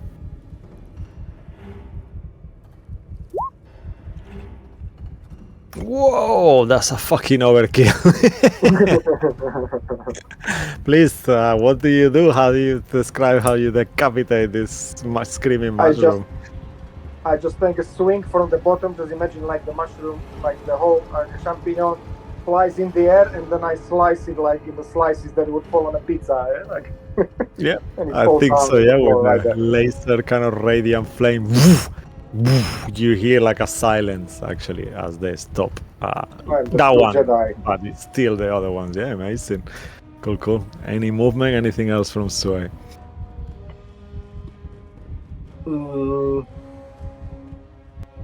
Yeah, actually, he's just gonna move here, kind of to cover Lilith. So if they move, I'm kind of behind me. So that's what I do. Okay. Like here. Okay, so yeah. All right, perfect. Amazing. All right, and as Sway's turn end, we move to who is coming? Oh, okay, that's a bunch of NPCs now coming up. So there will be Kay, Tubulux, and Duxta. They're all gonna do the same thing. So let's see what they're gonna do. Okay, so they have a hand crossbow. So each of them is gonna make 2 attacks with the 1 attack with the crossbow. Let's do it like this. It's easier. Okay. All right, so I'll write it down here. All right. So yeah, so Kay will go first. He will run. They'll imagine that they will be here behind you, and they will run one. They will actually don't need to run. So through all of you, they will move a little bit here, and it says, "Oh, get away from the mushroom, the champignons! If you are too close, it's gonna hurt your ears. It's gonna make you bleed." And they will move away from the shrieking mushroom, and he will shoot at that pole with his attack. Okay, yeah, that will be a hit, and as he hits the tadpole, let me just make sure. Yeah, they seem to be taking as much damage as they should, as they hit with this kind of arrow. They all have like an arrow and bow. Go again, go Mo. You want to say something? No. After he's killed the tadpole. So. Yeah, and then as he shoots the tadpole with 12 points of damage, poof, one tadpole kind of like vanishes and is kind of like stabbed through. And that will be Kay's turn. So if you want to say something, please go ahead. Oh, I thought he had 2 shots. Only 1 shot? No, 1 shot, yeah. I'm just Okay, going to make it easier. I'm going to give him 1 shot with double damage instead of doing 2 shots. It's just That makes sense. It's easy. So it's going to be forever.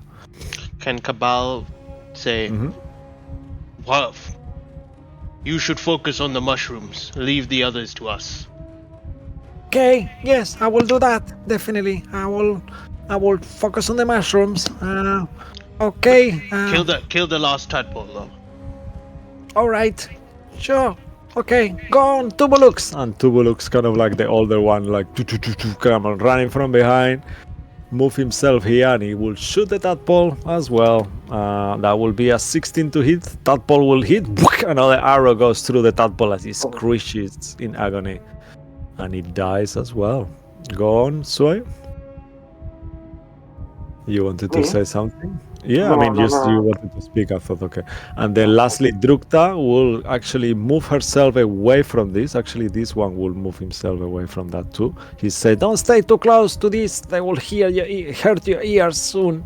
And then she will shoot the mushroom. That will be actually, I think that's gonna hit because the mushrooms. Yep. With a 3, she hits the mushroom, believe it or not, because the mushrooms are not moving, they're just like a fucking mushroom. And then with 12 points of damage, the mushroom, actually no, with 12 points of damage, you see the mushroom kind of like moves and kind of like almost falls into pieces, but one last piece is remaining, and that's the mouth, actually. Actually, no, even more, a little bit more than that, because I changed them. So yeah, you see that the mushroom still screaming, even though after she shot it. Cool. And after Drukta and all the little 3 of these ones, the 18 Xenomorph Team Blue will take their turn. Okay, so this one will move towards. Let's do a roll to see who he goes for because he doesn't care. 3. Okay, so wow, who is Wood? So Cabal will be 12. 1, 2, 3. Oh no. Okay, he will move himself towards K. And let's see which one. I think you moved the wrong ones. It's the blue Oh one. really? Oh no. Damn it. Okay, 1 second. Yeah, that's the team red. Yeah, of course, it's team blue. Yeah. Okay, yeah, this one. Well say. He will move next to K. Let me just make sure they speak language. Yeah, and in a language that you don't understand, that you recognize being deep speech, they will say something, and he will kind of like go for K straight away and make 1 slam attack and 1 tentacle attack, actually. So first the slam. Oh my god. Fucking hell, okay. Oh no. Poor K, okay. So he slams it, you see like poof, almost like a cartoon. K kind of like goes like a bit slower, like lower down into the ground, into this fleshy hole. And then just to make it fair, then he will look at the girl and he will say something, poof, and hit her as well with the second attack. So they will do 2 slam attacks. Oh no, poor K and his girlfriend. Okay, and let's see the second attack here is another slam with a 20 to hit. Bam! And you see the girl as well. And as they get hit, both of them look really wounded straight away. Oh no. Okay. Okay, and this one. All right. Okay, cool. And then perfect. And then next one will run as well. And this one, just to make it fair, is not gonna attack them. He's gonna do a 4, so he will be 4. 4 is useful, as this big creature kind of like gets in there next to you. He will. Can they do this? No, they can't. Okay, so he will do 2 slam attacks on you as he screams, and he will do 2 slams on you. Let me just do both together. Okay, well, 1 slam and 1 tentacles actually is the same modifier. So 21 to hit. Yeah, that is. The slam, okay. So as he hits you with that slam attack, you will feel like 20 points of bludgeoning damage as he punches you with this huge kind of like pink, weird looking arm. Yeah, I'll definitely try to dodge. Uncanny dodge it, okay. As you uncanny dodge it, you will take 10 points of damage instead of 20. And then with the second attack, it will be with a tentacles attack. That will be a 23 to hit with the second one. Yeah. Okay, and as he hits you, you will feel like, oh, your mind hurts out of the sudden. You will take 17 points of psychic damage as these tentacles kind of wrap around you, and you are actually, let me just see, psychic damage, and you feel like the tentacle just grab around your neck as well. You are grappled, and until the grapple ends, I need you to make an so as the tentacle wraps around your neck, you feel it like, oh, I need you to make an intelligence saving throw. If you fail, you will be stunned until the grapple ends. You can still use your action to break yourself from the grapple, even though. Oh God, I can't believe it's the third time I rolled from natural 20. No, that's okay. The DC is 15, so you are fine. Okay. You feel the tentacle like like in the Alien movie when the tentacle and you start speaking this speech through your mouth for a second as the creature speaks through you, but then you manage to I can do this, and you are free from it before it makes you stunned. Cool. And that will be the end of Team Blue. All right. Can you switch off Shape Your Destiny music, because it's overlapping with the other. Oh, really? It's got that. Oh no, yeah, of course, yeah, I see it today. Okay, I'm from Beyond as well. Yeah, that's fine now. Yeah, okay. Oh no, I switched the wrong one. It should be in the combat one. No, that's fine. Actually, it's okay. Actually, yeah, it's fine because it's quite combaty anyway. Cool. Yeah. So who likes to roll at the? Actually, no. I'm just gonna roll it myself, Okay. just to make it easier for everyone. Okay. Oops. I'm sorry. That's a 1. So from the next room you hear movement, but they are not here yet. After that is you, Cabal.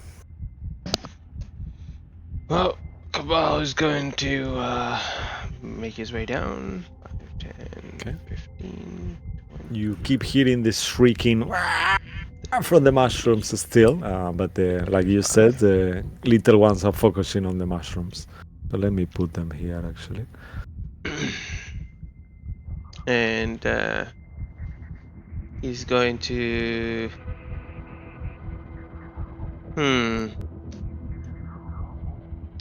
What's more damaging? Me or these lightning pistols? 4d6. Who knows? Or 2d12s.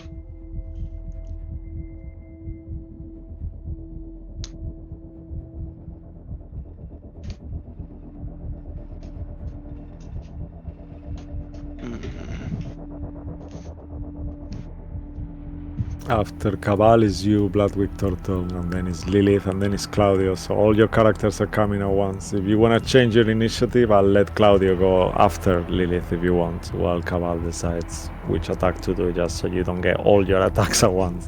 Actually, oh, did you roll 1 for all of them? Just roll separate initiatives just for this combat, Lilith. No, you did fucking roll almost all of them. Yeah. Okay, no, Lilith is the only one who is lower initiative. No, she's got a 14 advantage. Okay, but okay, we'll talk about it after. No worries. I don't think these guys look like they're undead, right? No, they look like aberrations, clearly.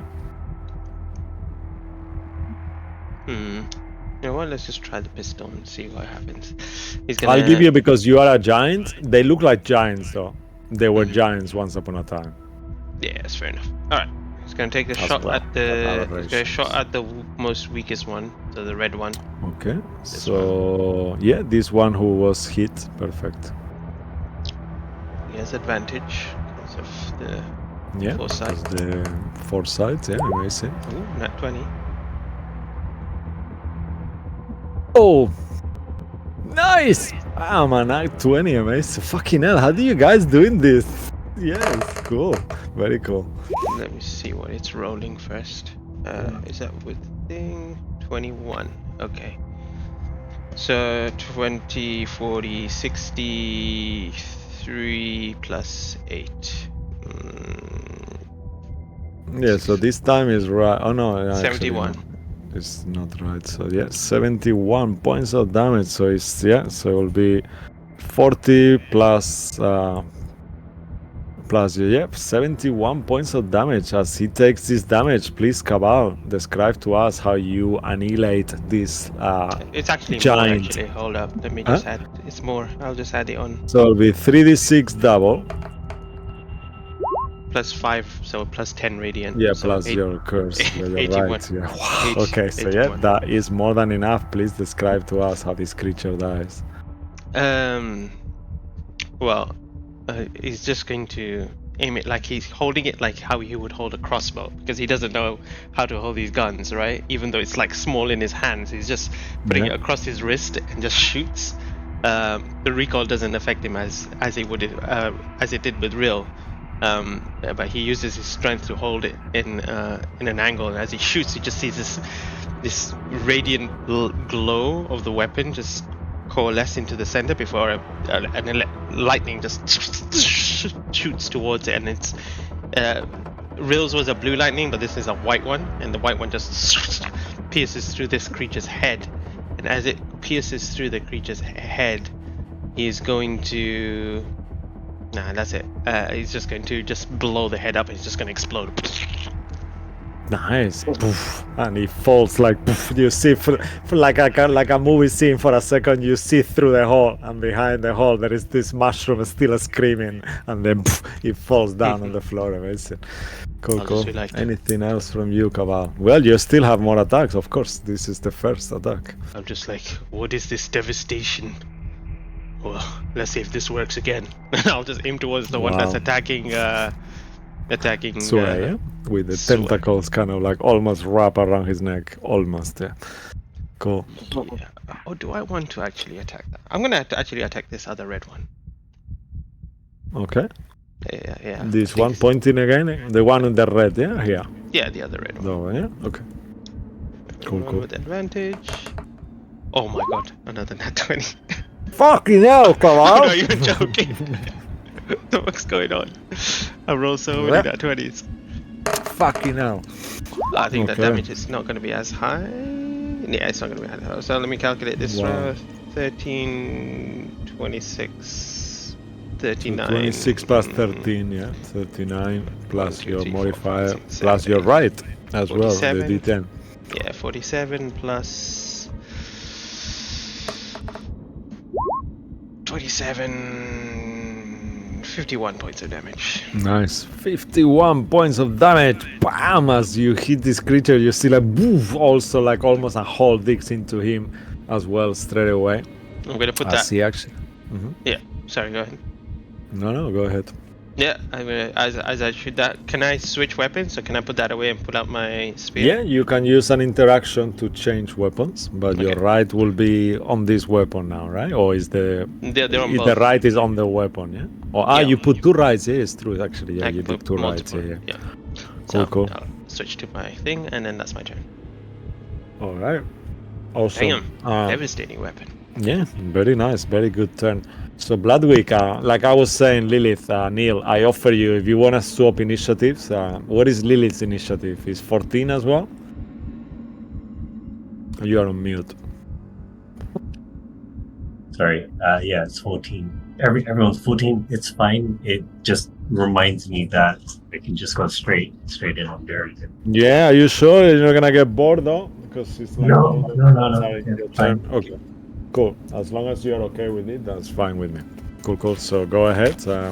Would you like Bloodwick, Claudio, or Lilith first? I don't know. I think Bloodwick will go first. So he will. Okay. He doesn't need to rage because he's already got the foresight, right? Yeah, so he has advantage, but he won't. He will take normal damage though. Sorry, wait. Does rage doesn't give advantage against him, does it? It's the reckless No, attack. Yeah, reckless. Yeah. So you don't need But to do then reckless rage attack. giving half damage to everything. Well, Alright. not to He will psychic, rage. but He will Cool. So rage he will bonus rage, action, bonus action. and then he will kind of roar up to this guy over here and swing his. His cat. He swing his His dick. sword of cats. yeah, amazing. Sort of cast his ass out. Perfect. Cool. All right, natural Wow. 20. Oh my god. Fucking hell, guys. This is crazy, right? I mean, if we were counting natural 20s here like we do on Wednesday, this will be a fucking the game, yeah? And a 34 as well, actually. That's coincidentally amazing. So go ahead and do your super damage as you hit this guy who hasn't been hit yet. So, at Oh. least. Yep. So he's got a second attack. Hold on. Yes. Hold on, Just yeah, let's one do. second. I'm gonna. So these are followers of Vecna, right? Yeah, but they're not undead though, so they have to be undead for them to take more damage. No, but it's how many d6? Is it still just 3d6? It's still the same, yeah. Okay. So Yeah, so it's when he's undead, then he does more, you know. But if it's normal followers of Vecna that are not undead, then it's okay. Yeah, you didn't do It Great takes- Weapon Master, right? You just hit him. Yeah, he didn't, Yeah, unfortunately. Yeah. Okay. So But that's for next one, keep it up. Now you can do Great Weapon Master for the next one. 30. Alright. What is it? And What's the total, Neil? you Great Weapon Master for this one as well. Yeah. Sorry, for this one. For First the damage is next one 44. comes. So 44 points of damage, and it's. Let me just check to make sure they don't have any resistances to anything. No, they are okay. Yeah, so as you hit him with the weapon, he's doing as much damage as it should, and you see like poof, once more, like as the weapon hits, they look really wounded straight away, but not bleeding yet. So 44. Roll a 28 or 27. Whoa. Okay. Yeah, that will definitely hit as well for 27 points of damage. 1 second, because the damage has been really stupid. Enter value into the box. I am trying to enter value into the box, you twat. Okay, 1 second. 34, Okay, now. Yeah. 54. Minus. What was the other 61. attack? Sorry? 61 in total. 61 total, yeah? Okay.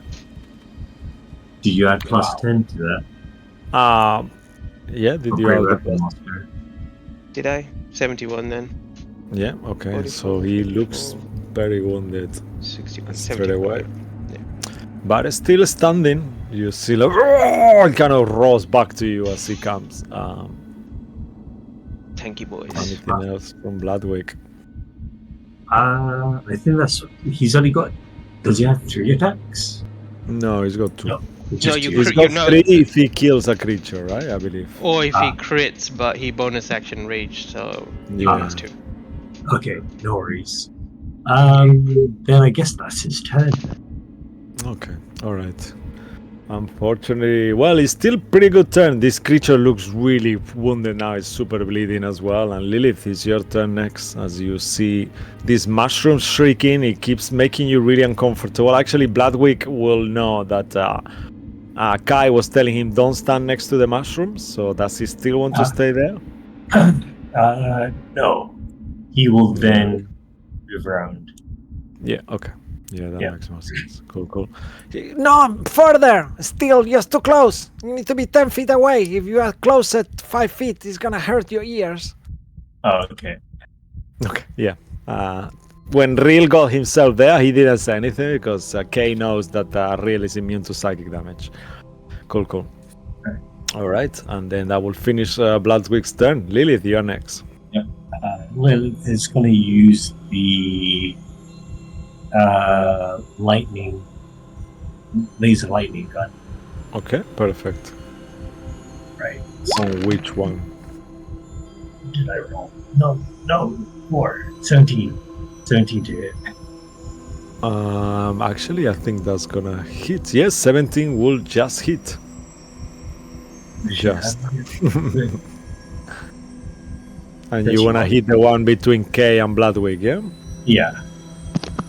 Okay, so that will be 31 points of damage. Yeah, that's perfect. Yeah, think so you it's did the plus modif- half. I don't know why. I think it's a plus 6 and a plus 13 it says on it. I'm Yeah, not sure why. Yeah. So it's just plus 6. So it will be only plus 6. I think 8, maybe it's 10. doing the damage. Is it doing the damage? No, it cannot be doing the damage. That's how 16. does the roll No. 20 now. Okay. Oh no, it's. Oh okay. Is it doing the? Yeah, it's doing the damage. That's the damage. 31 is the damage, but minus 13 from that. Okay, and then it will be so 16 total. 16, and that's including the half, yeah, already as well. Oh no. That's what I mean. Yeah. The Actually, half, yeah, that's so weird.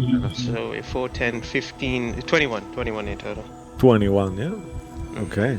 As you hit this creature, actually 21 points of damage. Is that gonna be enough? Nope. Unfortunately, it looks really wounded, but it's not. Which one did he hit? This one, yeah, I assume. Yeah. Okay. He's still really wounded, but he's still standing. So it's got, I think it has 100 HP. Maybe. Yeah, he's got over 100. So- Just All a right. little. They are So huge. then it's Claudio's turn, Yeah. and he will use Purging Fire. He will use Purging Fire. Ooh. Okay. Perfect. Towards the same one. Yep. Okay. As you hit him with Radiant, it doesn't seem to be doing less damage, like some of you thought. And 16 is enough to kill him. So, Claudio, how would you like to kill this creature? He just kind of he just blows flames out of his trunk. Yeah, some flames gonna come out like, yeah, basically. Which is it just looks like a flamethrower out of his nose. Oh, nice. Everyone is like ducking on the way as this fucking tiny golden elephant with a white tuxedo comes out of nowhere. Amazing. Cool. He's got still a second attack. That's it. Oh, nice! Yay! Okay, that's it. He'll do a second attack on this guy over here. Okay, perfect. We'll just push it until the end of the round, guys, if that's okay with Alright. you, yeah? Yeah, Awesome. fair enough. Thank you. And he will do Purging Flame again. Alright, awesome. 19 to hit. Yeah, that will definitely hit, and you wanna hit the guy next to Sway, yeah? That's correct. The Cabal, did you hit him before, Ellie? How much damage did you do, No, actually? I did No, it yeah? onto this guy. Okay, perfect. Yeah, I thought you did, but yeah, in the end, you changed target, yeah? Okay, so 18 points of radiant damage, yeah? Nice. Yeah, he takes that damage, and he starts to look a little bit bloodied straight away. As he looks towards Claudio, kind of like in range. You see his fist is going up into the air. Cool. And I will finish Claudio's turn. Does he want to move or do anything else? No, he will just he's gonna stay there. All right, perfect. Before we do move to the next turn, that will be who? The 18 Xenomorphs. Let me just show you how they look like. I have it here ready. I don't want to waste my time, so I'm gonna just show you a full picture of them. Okay, one quick second. Yep, here it goes. He's gonna appear right there on the middle of the screen. I just copy him and make him big. Okay. Yep. So now let me zoom him out. Damn. Yeah. Damn! So that's how it looks like. Just It's got two heads. so you can. Yeah, that's what I mean. Yeah. Cool. And then that's how it looks like. So I'll move him out of the way. So just for flavor, he'll stay there. And now it will go to them. The 18 Xenomorph Team Green will start running as well. Let's do the same just to be fair. Okay. One was you, Cabal, we said. But you move places now, so one is now Skivers, who is invisible. Actually, Real will be one, to be fair. He's on the 12th position. So he's gonna run all the way to Real and go ahead and make 2 attacks towards him. Let's see his movement. Yeah, he's got 40 feet. So let's see, 1, 2, 3, 4, 5, 6, 7, 8. No, okay, so he's gonna stay there and move all the way to Bloodwick instead because he cannot get there. He's not gonna dash to move to Real, so he's just gonna attack Bloodwick, who is on the way instead. But you will see him, he plans to keep going towards Real one day. Okay, just to make it fair. Okay, so he will do a slam attack and a tentacles attack. So first the slam, and then the tentacles. Okay, the struck brain. Okay, that needs to Bill be will say, Bloodwick, incapacitated. move to the left so he doesn't come any closer to me. Yeah, actually no. They have a range attack. Okay, perfect. So this instead of the slam, is gonna. You'll see that actually. I just missed that. Sorry. Forget the first attack on Bloodwick. He will do a mind bolt actually instead towards. You'll see that from his kind of like he concentrates and this bolt shoots towards Real. 21 to hit Real. Hits? Okay, however, this is gonna be a broken one because he does not know that Real is immune to psychic damage. That's right. So he will be like, woof, he takes the damage.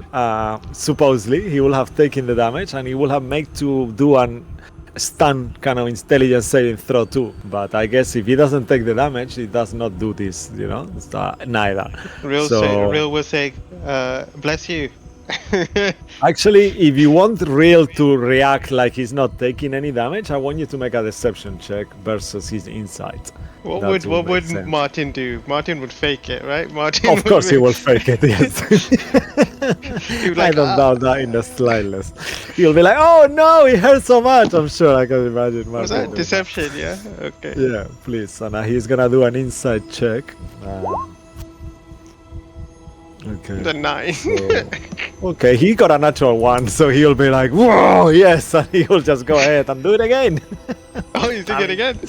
Yeah, he got a natural 1 on his inside, so he doesn't care about Bloodwick. He's gonna be like thinking, "Yes, that wizard, he needs to die," you know, like that's where he's gonna go and do another mind thingy. So you'll see, like, whoa, he concentrates again, almost like he's having a shit, and then nothing will happen to Real. Go and make another it's deception too check.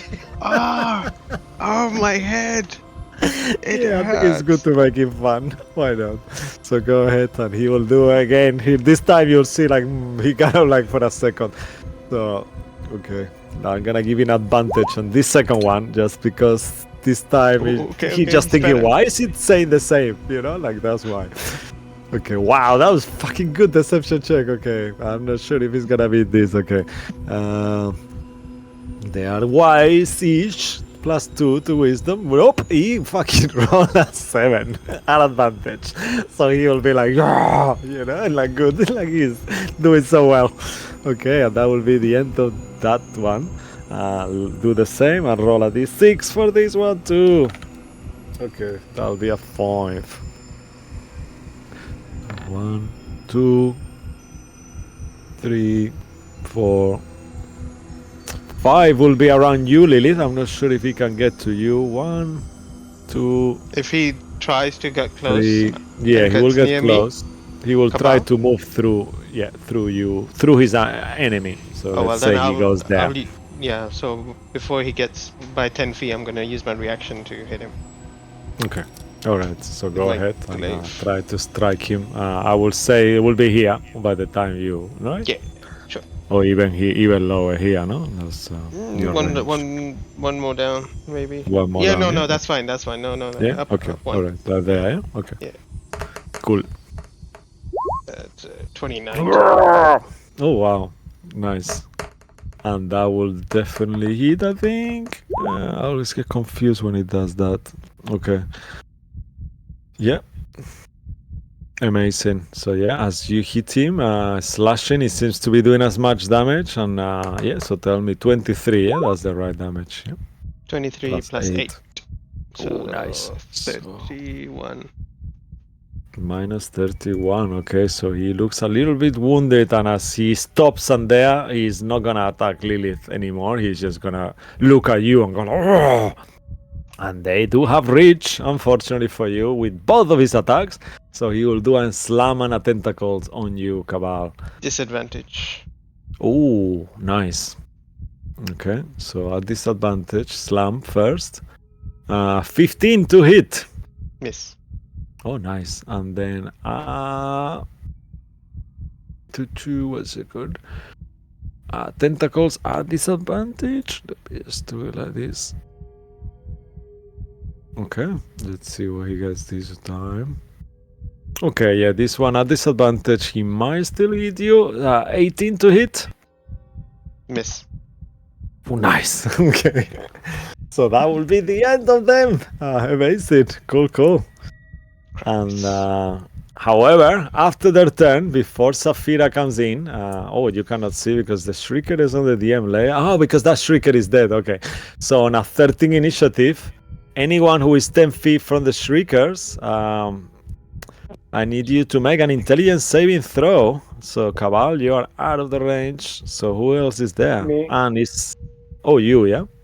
What is it? Intelligent? No one is. No one. Yeah, no one. As you hear this kind of like the sound keeps making you close to deafness. However, real, you will have to do it though, because even though he will make him deaf if he fails, so I need you to make an intelligence saving throw.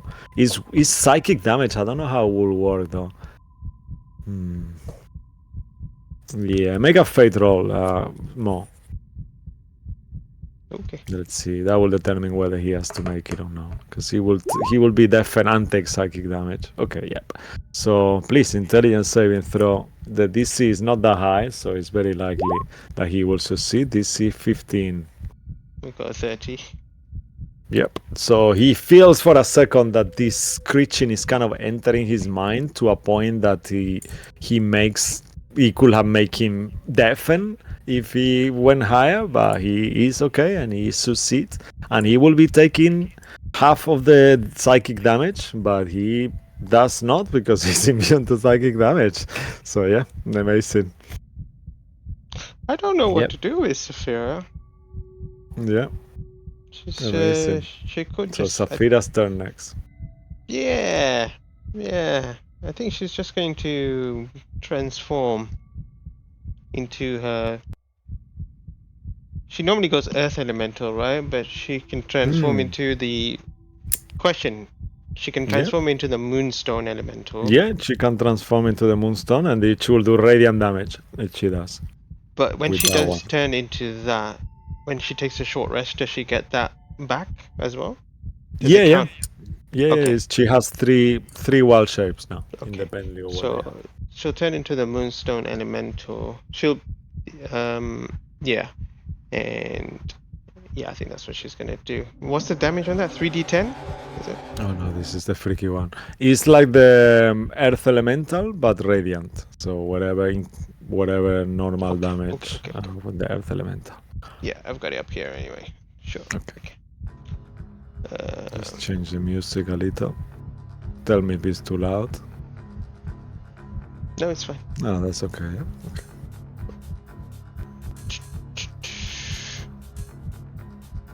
Alright, so as she switches, let me make her bigger size as well. Where is she? Fucking hell, there's so many icons here. Okay, cool.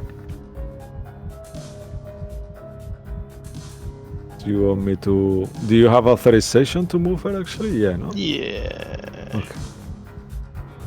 You want me to do the size thingy or you do it? I can do it. Where is it? It's this one, right? Yeah, and Saphira looks like this kind of like glass, kind of like Moonstone Elemental, as you all see Moonstone before, like radiant kind of glow comes out of her. Amazing.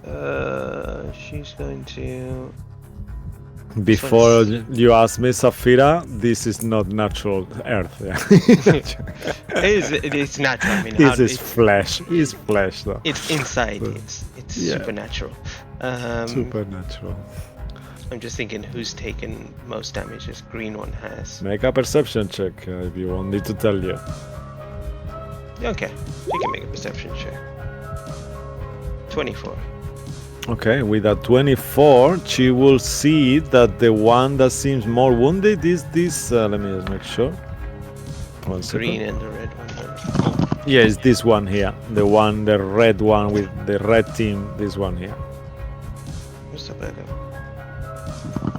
That I'm not sure if she can get to there. You saw the mark, yeah? Yeah. So, which one? Sorry. green The one next to the pool, but on the lower down on the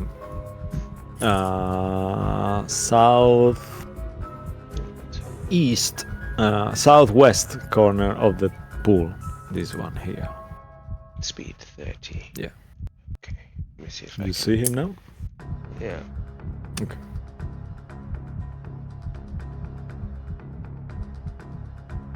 Okay, she's gonna move there. And she's gonna make us. You said which one's the weakest? This one. Yeah. Yeah, she's gonna make a slam attack. She has reach 10 feet. Okay, perfect. What is the other? Does she have an extra actually? modifier or anything like that? No, same modifier, right? Yeah. Okay, let's check it. That's a 22 Okay, to hit. that's still there. Okay. 22 will definitely hit. Yeah. She's got a... Just check the thingy because I can't remember how it works. She might have a +2 to attacks as well. It's on the exalted wall shape tab. Yeah. Let me just have a look. I just don't know why it doesn't appear when you click it. Okay, no. Spell extras? Is it? No, it's in Yeah, it's not action, appearing. limited for fuck's use. sake. Exalted wild shape. Yeah. Blah blah blah. 3% +2 bonus to hit and to damage. Yeah. So she has a +2 and she does an extra d8 damage radiant with each attack as well. In this form or in any form? On any form. Oh, so additional d8. Okay, cool. Yeah. I can do that. Yeah. And a So- +2 extra to attacks. Sure. And AC. Perfect. Okay, so that's 23 points of radiant damage. Whoa. Okay, yeah, 23 points of radiant damage. Yeah, that's the element, the 18 xenomorph screams, but it's not enough to kill him. But he's looking really wounded now Okay, at this point. she'll attack him again. Okay, she might need a natural 20 to kill him, I'll tell you now. He's like a quarter of his HP plus a bit more. Why do I feel like this green one has been more damaged than the red one? He's less than half. You just hit him now. That is the only attack he had.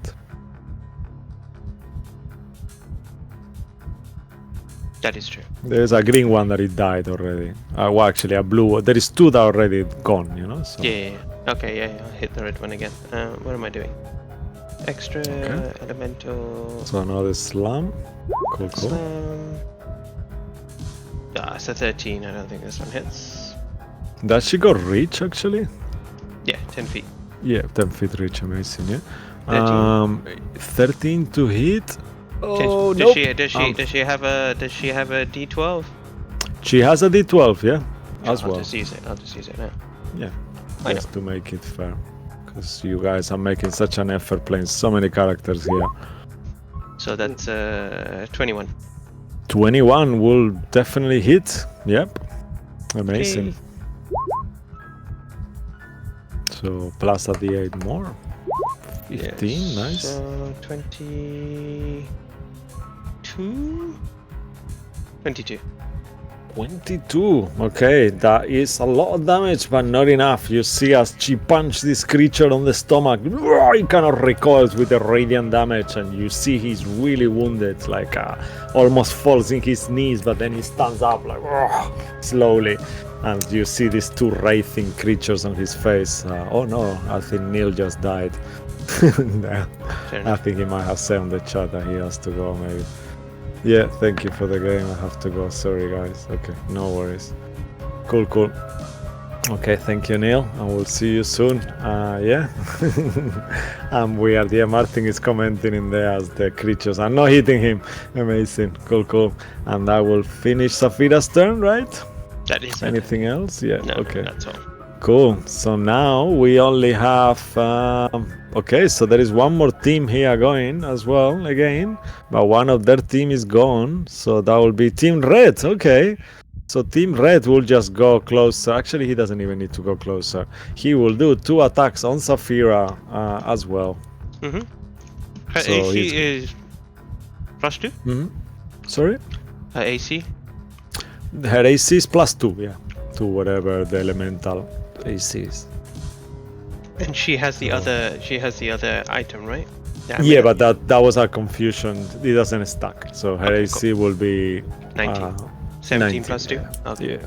19. Yeah. Okay.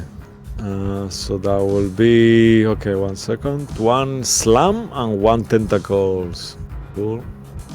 Slam and tentacles. 6. So the slam will be at 10, that will miss, but the tentacles will be at 26 to hit. As she gets hit, she will take 22 points of psychic damage, and I need her to make an intelligence saving throw, be stunned as the tentacles wrap around her neck on this elemental form as well, and you see like it pulling her and kind of make her vibrate and shake in an unusual way. Sorry, 1 second. She has inspiration too. Sorry, what save do I have to make? Intelligence saving throw. Oh, okay. No, she's pretty good at that. But she retains her intelligence anyway. As well.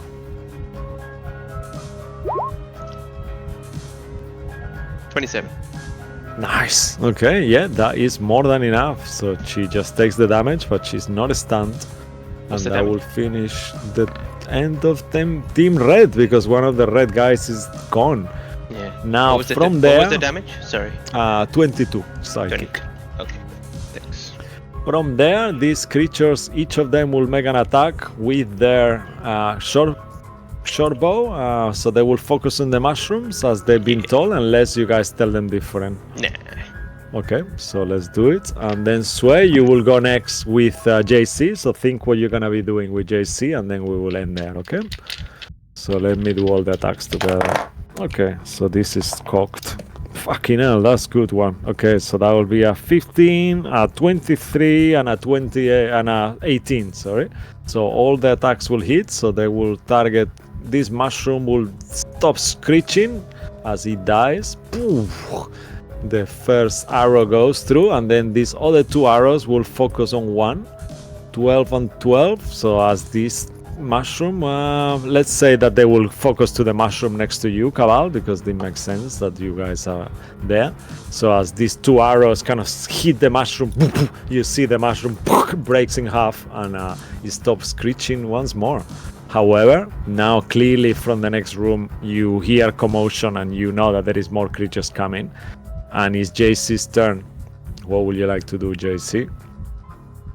You can bonus action enlarge yourself to become large, 1 size, 2 sizes, so you could become huge as you are in medium size if you want.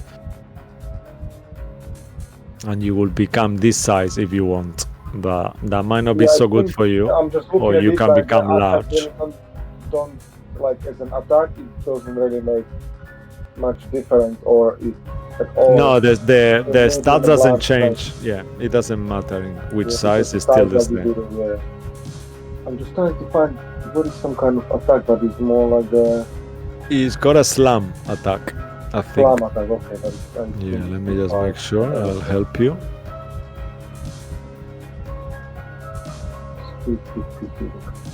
Yeah, so he does quite a lot of damage. So he has a slam attack, yeah, plus 11 to hit, and he does 3d12 plus 7, and then the creature needs to make a strength save or be Okay, I knocked cannot prone. move it. Oh, okay, let me can give you move it, permission. next to Yeah, Sway. now 1 second, just wait. Just wait. Now, you can move him, go ahead. Okay, I You will want him try to first. stay medium size, yeah? Yeah, medium is fine. Medium is fine. Okay, perfect. So first, I was thinking to go and destroy the screaming mushrooms, but then I don't have enough movement, so I'll just get here then and make the slam attack. Okay, perfect. Creature.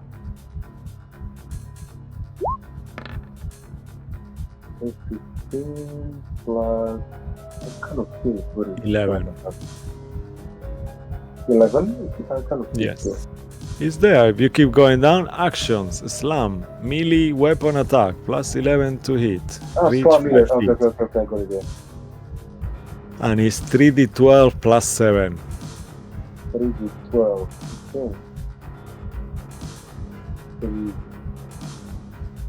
0. Okay. Oh, that's what a bad roll. Okay. 22 points of damage. Yeah. 22 points of damage. Wow. Okay. That is quite a bit of damage as this creature takes. Amazing. Yeah. And then you see like boo, as he punches it, like his belly kind of like move backwards, and you see like almost like jelly kind of goes through it, and then poof, the belly pops back out again. And that will end that. I think that will be the end of the turn. That you want to stay there? Yes. Okay. Perfect. So as JC ends his turn, and the creatures, Kiborita with a natural 1, and and that's what as that. He was meant to be on break. He rolled. Mine was on his initiative initially. Oh no. So they're laughing. Yeah, no, he's okay. He's fine. The minimum is 1, so yeah. Cool. As he stays there and finishes his turn, actually, just to give you a quick tip, if he makes himself bigger, he might be able to block the creatures passing through, but it's up to you though. Then he can make himself smaller again on his turn, but that way he will block creatures going through him. That could be a good thing. So let's do that then. Yeah, just to give you some advice. So I'll make him. You want him large Yeah, or just huge? in this space that it is. No. Because they can move through him. It's the same size as the creature. So, Okay, perfecto. done. Cool. Yeah, and as he stays there, like looking like a blocking cannon, blocking the passage, the flesh wall kind of starts moving, and then once more, this time you hear it. In kind of dark speech, you hear shouts coming from this tunnel here as this creature is there, and then you see slowly in the hall is about to open and more will come out, but that will not be today. That will be on the next game. Thank you very much for playing. Thanks to Thank you guys. That was amazing. Thank you, Mo. Thank you, Neil. Thank you, Thomas, for playing so many characters, and thanks, Martin, for being here supporting us, even if you're only listening. But yeah, thanks to our viewers. Thanks to Darren Curtis, James Webster, to Tabletop Audio, Roll20, and yeah, and Wizards for doing these amazing creatures and shit that we're using today. And yeah, we're looking forward to see you next week as we get closer into the collective and see what else you're gonna be encountering. So like I told you, after these few sessions, you're never eating a squid again. But yeah, that will be next time. So thank you very much. Until we see you again on Tuesday or Wednesday, stay magical, you all, and we love you, and take care. Good night. Bye bye. Bye bye. Ciao. Say goodbye, Tom. Bye. Take care.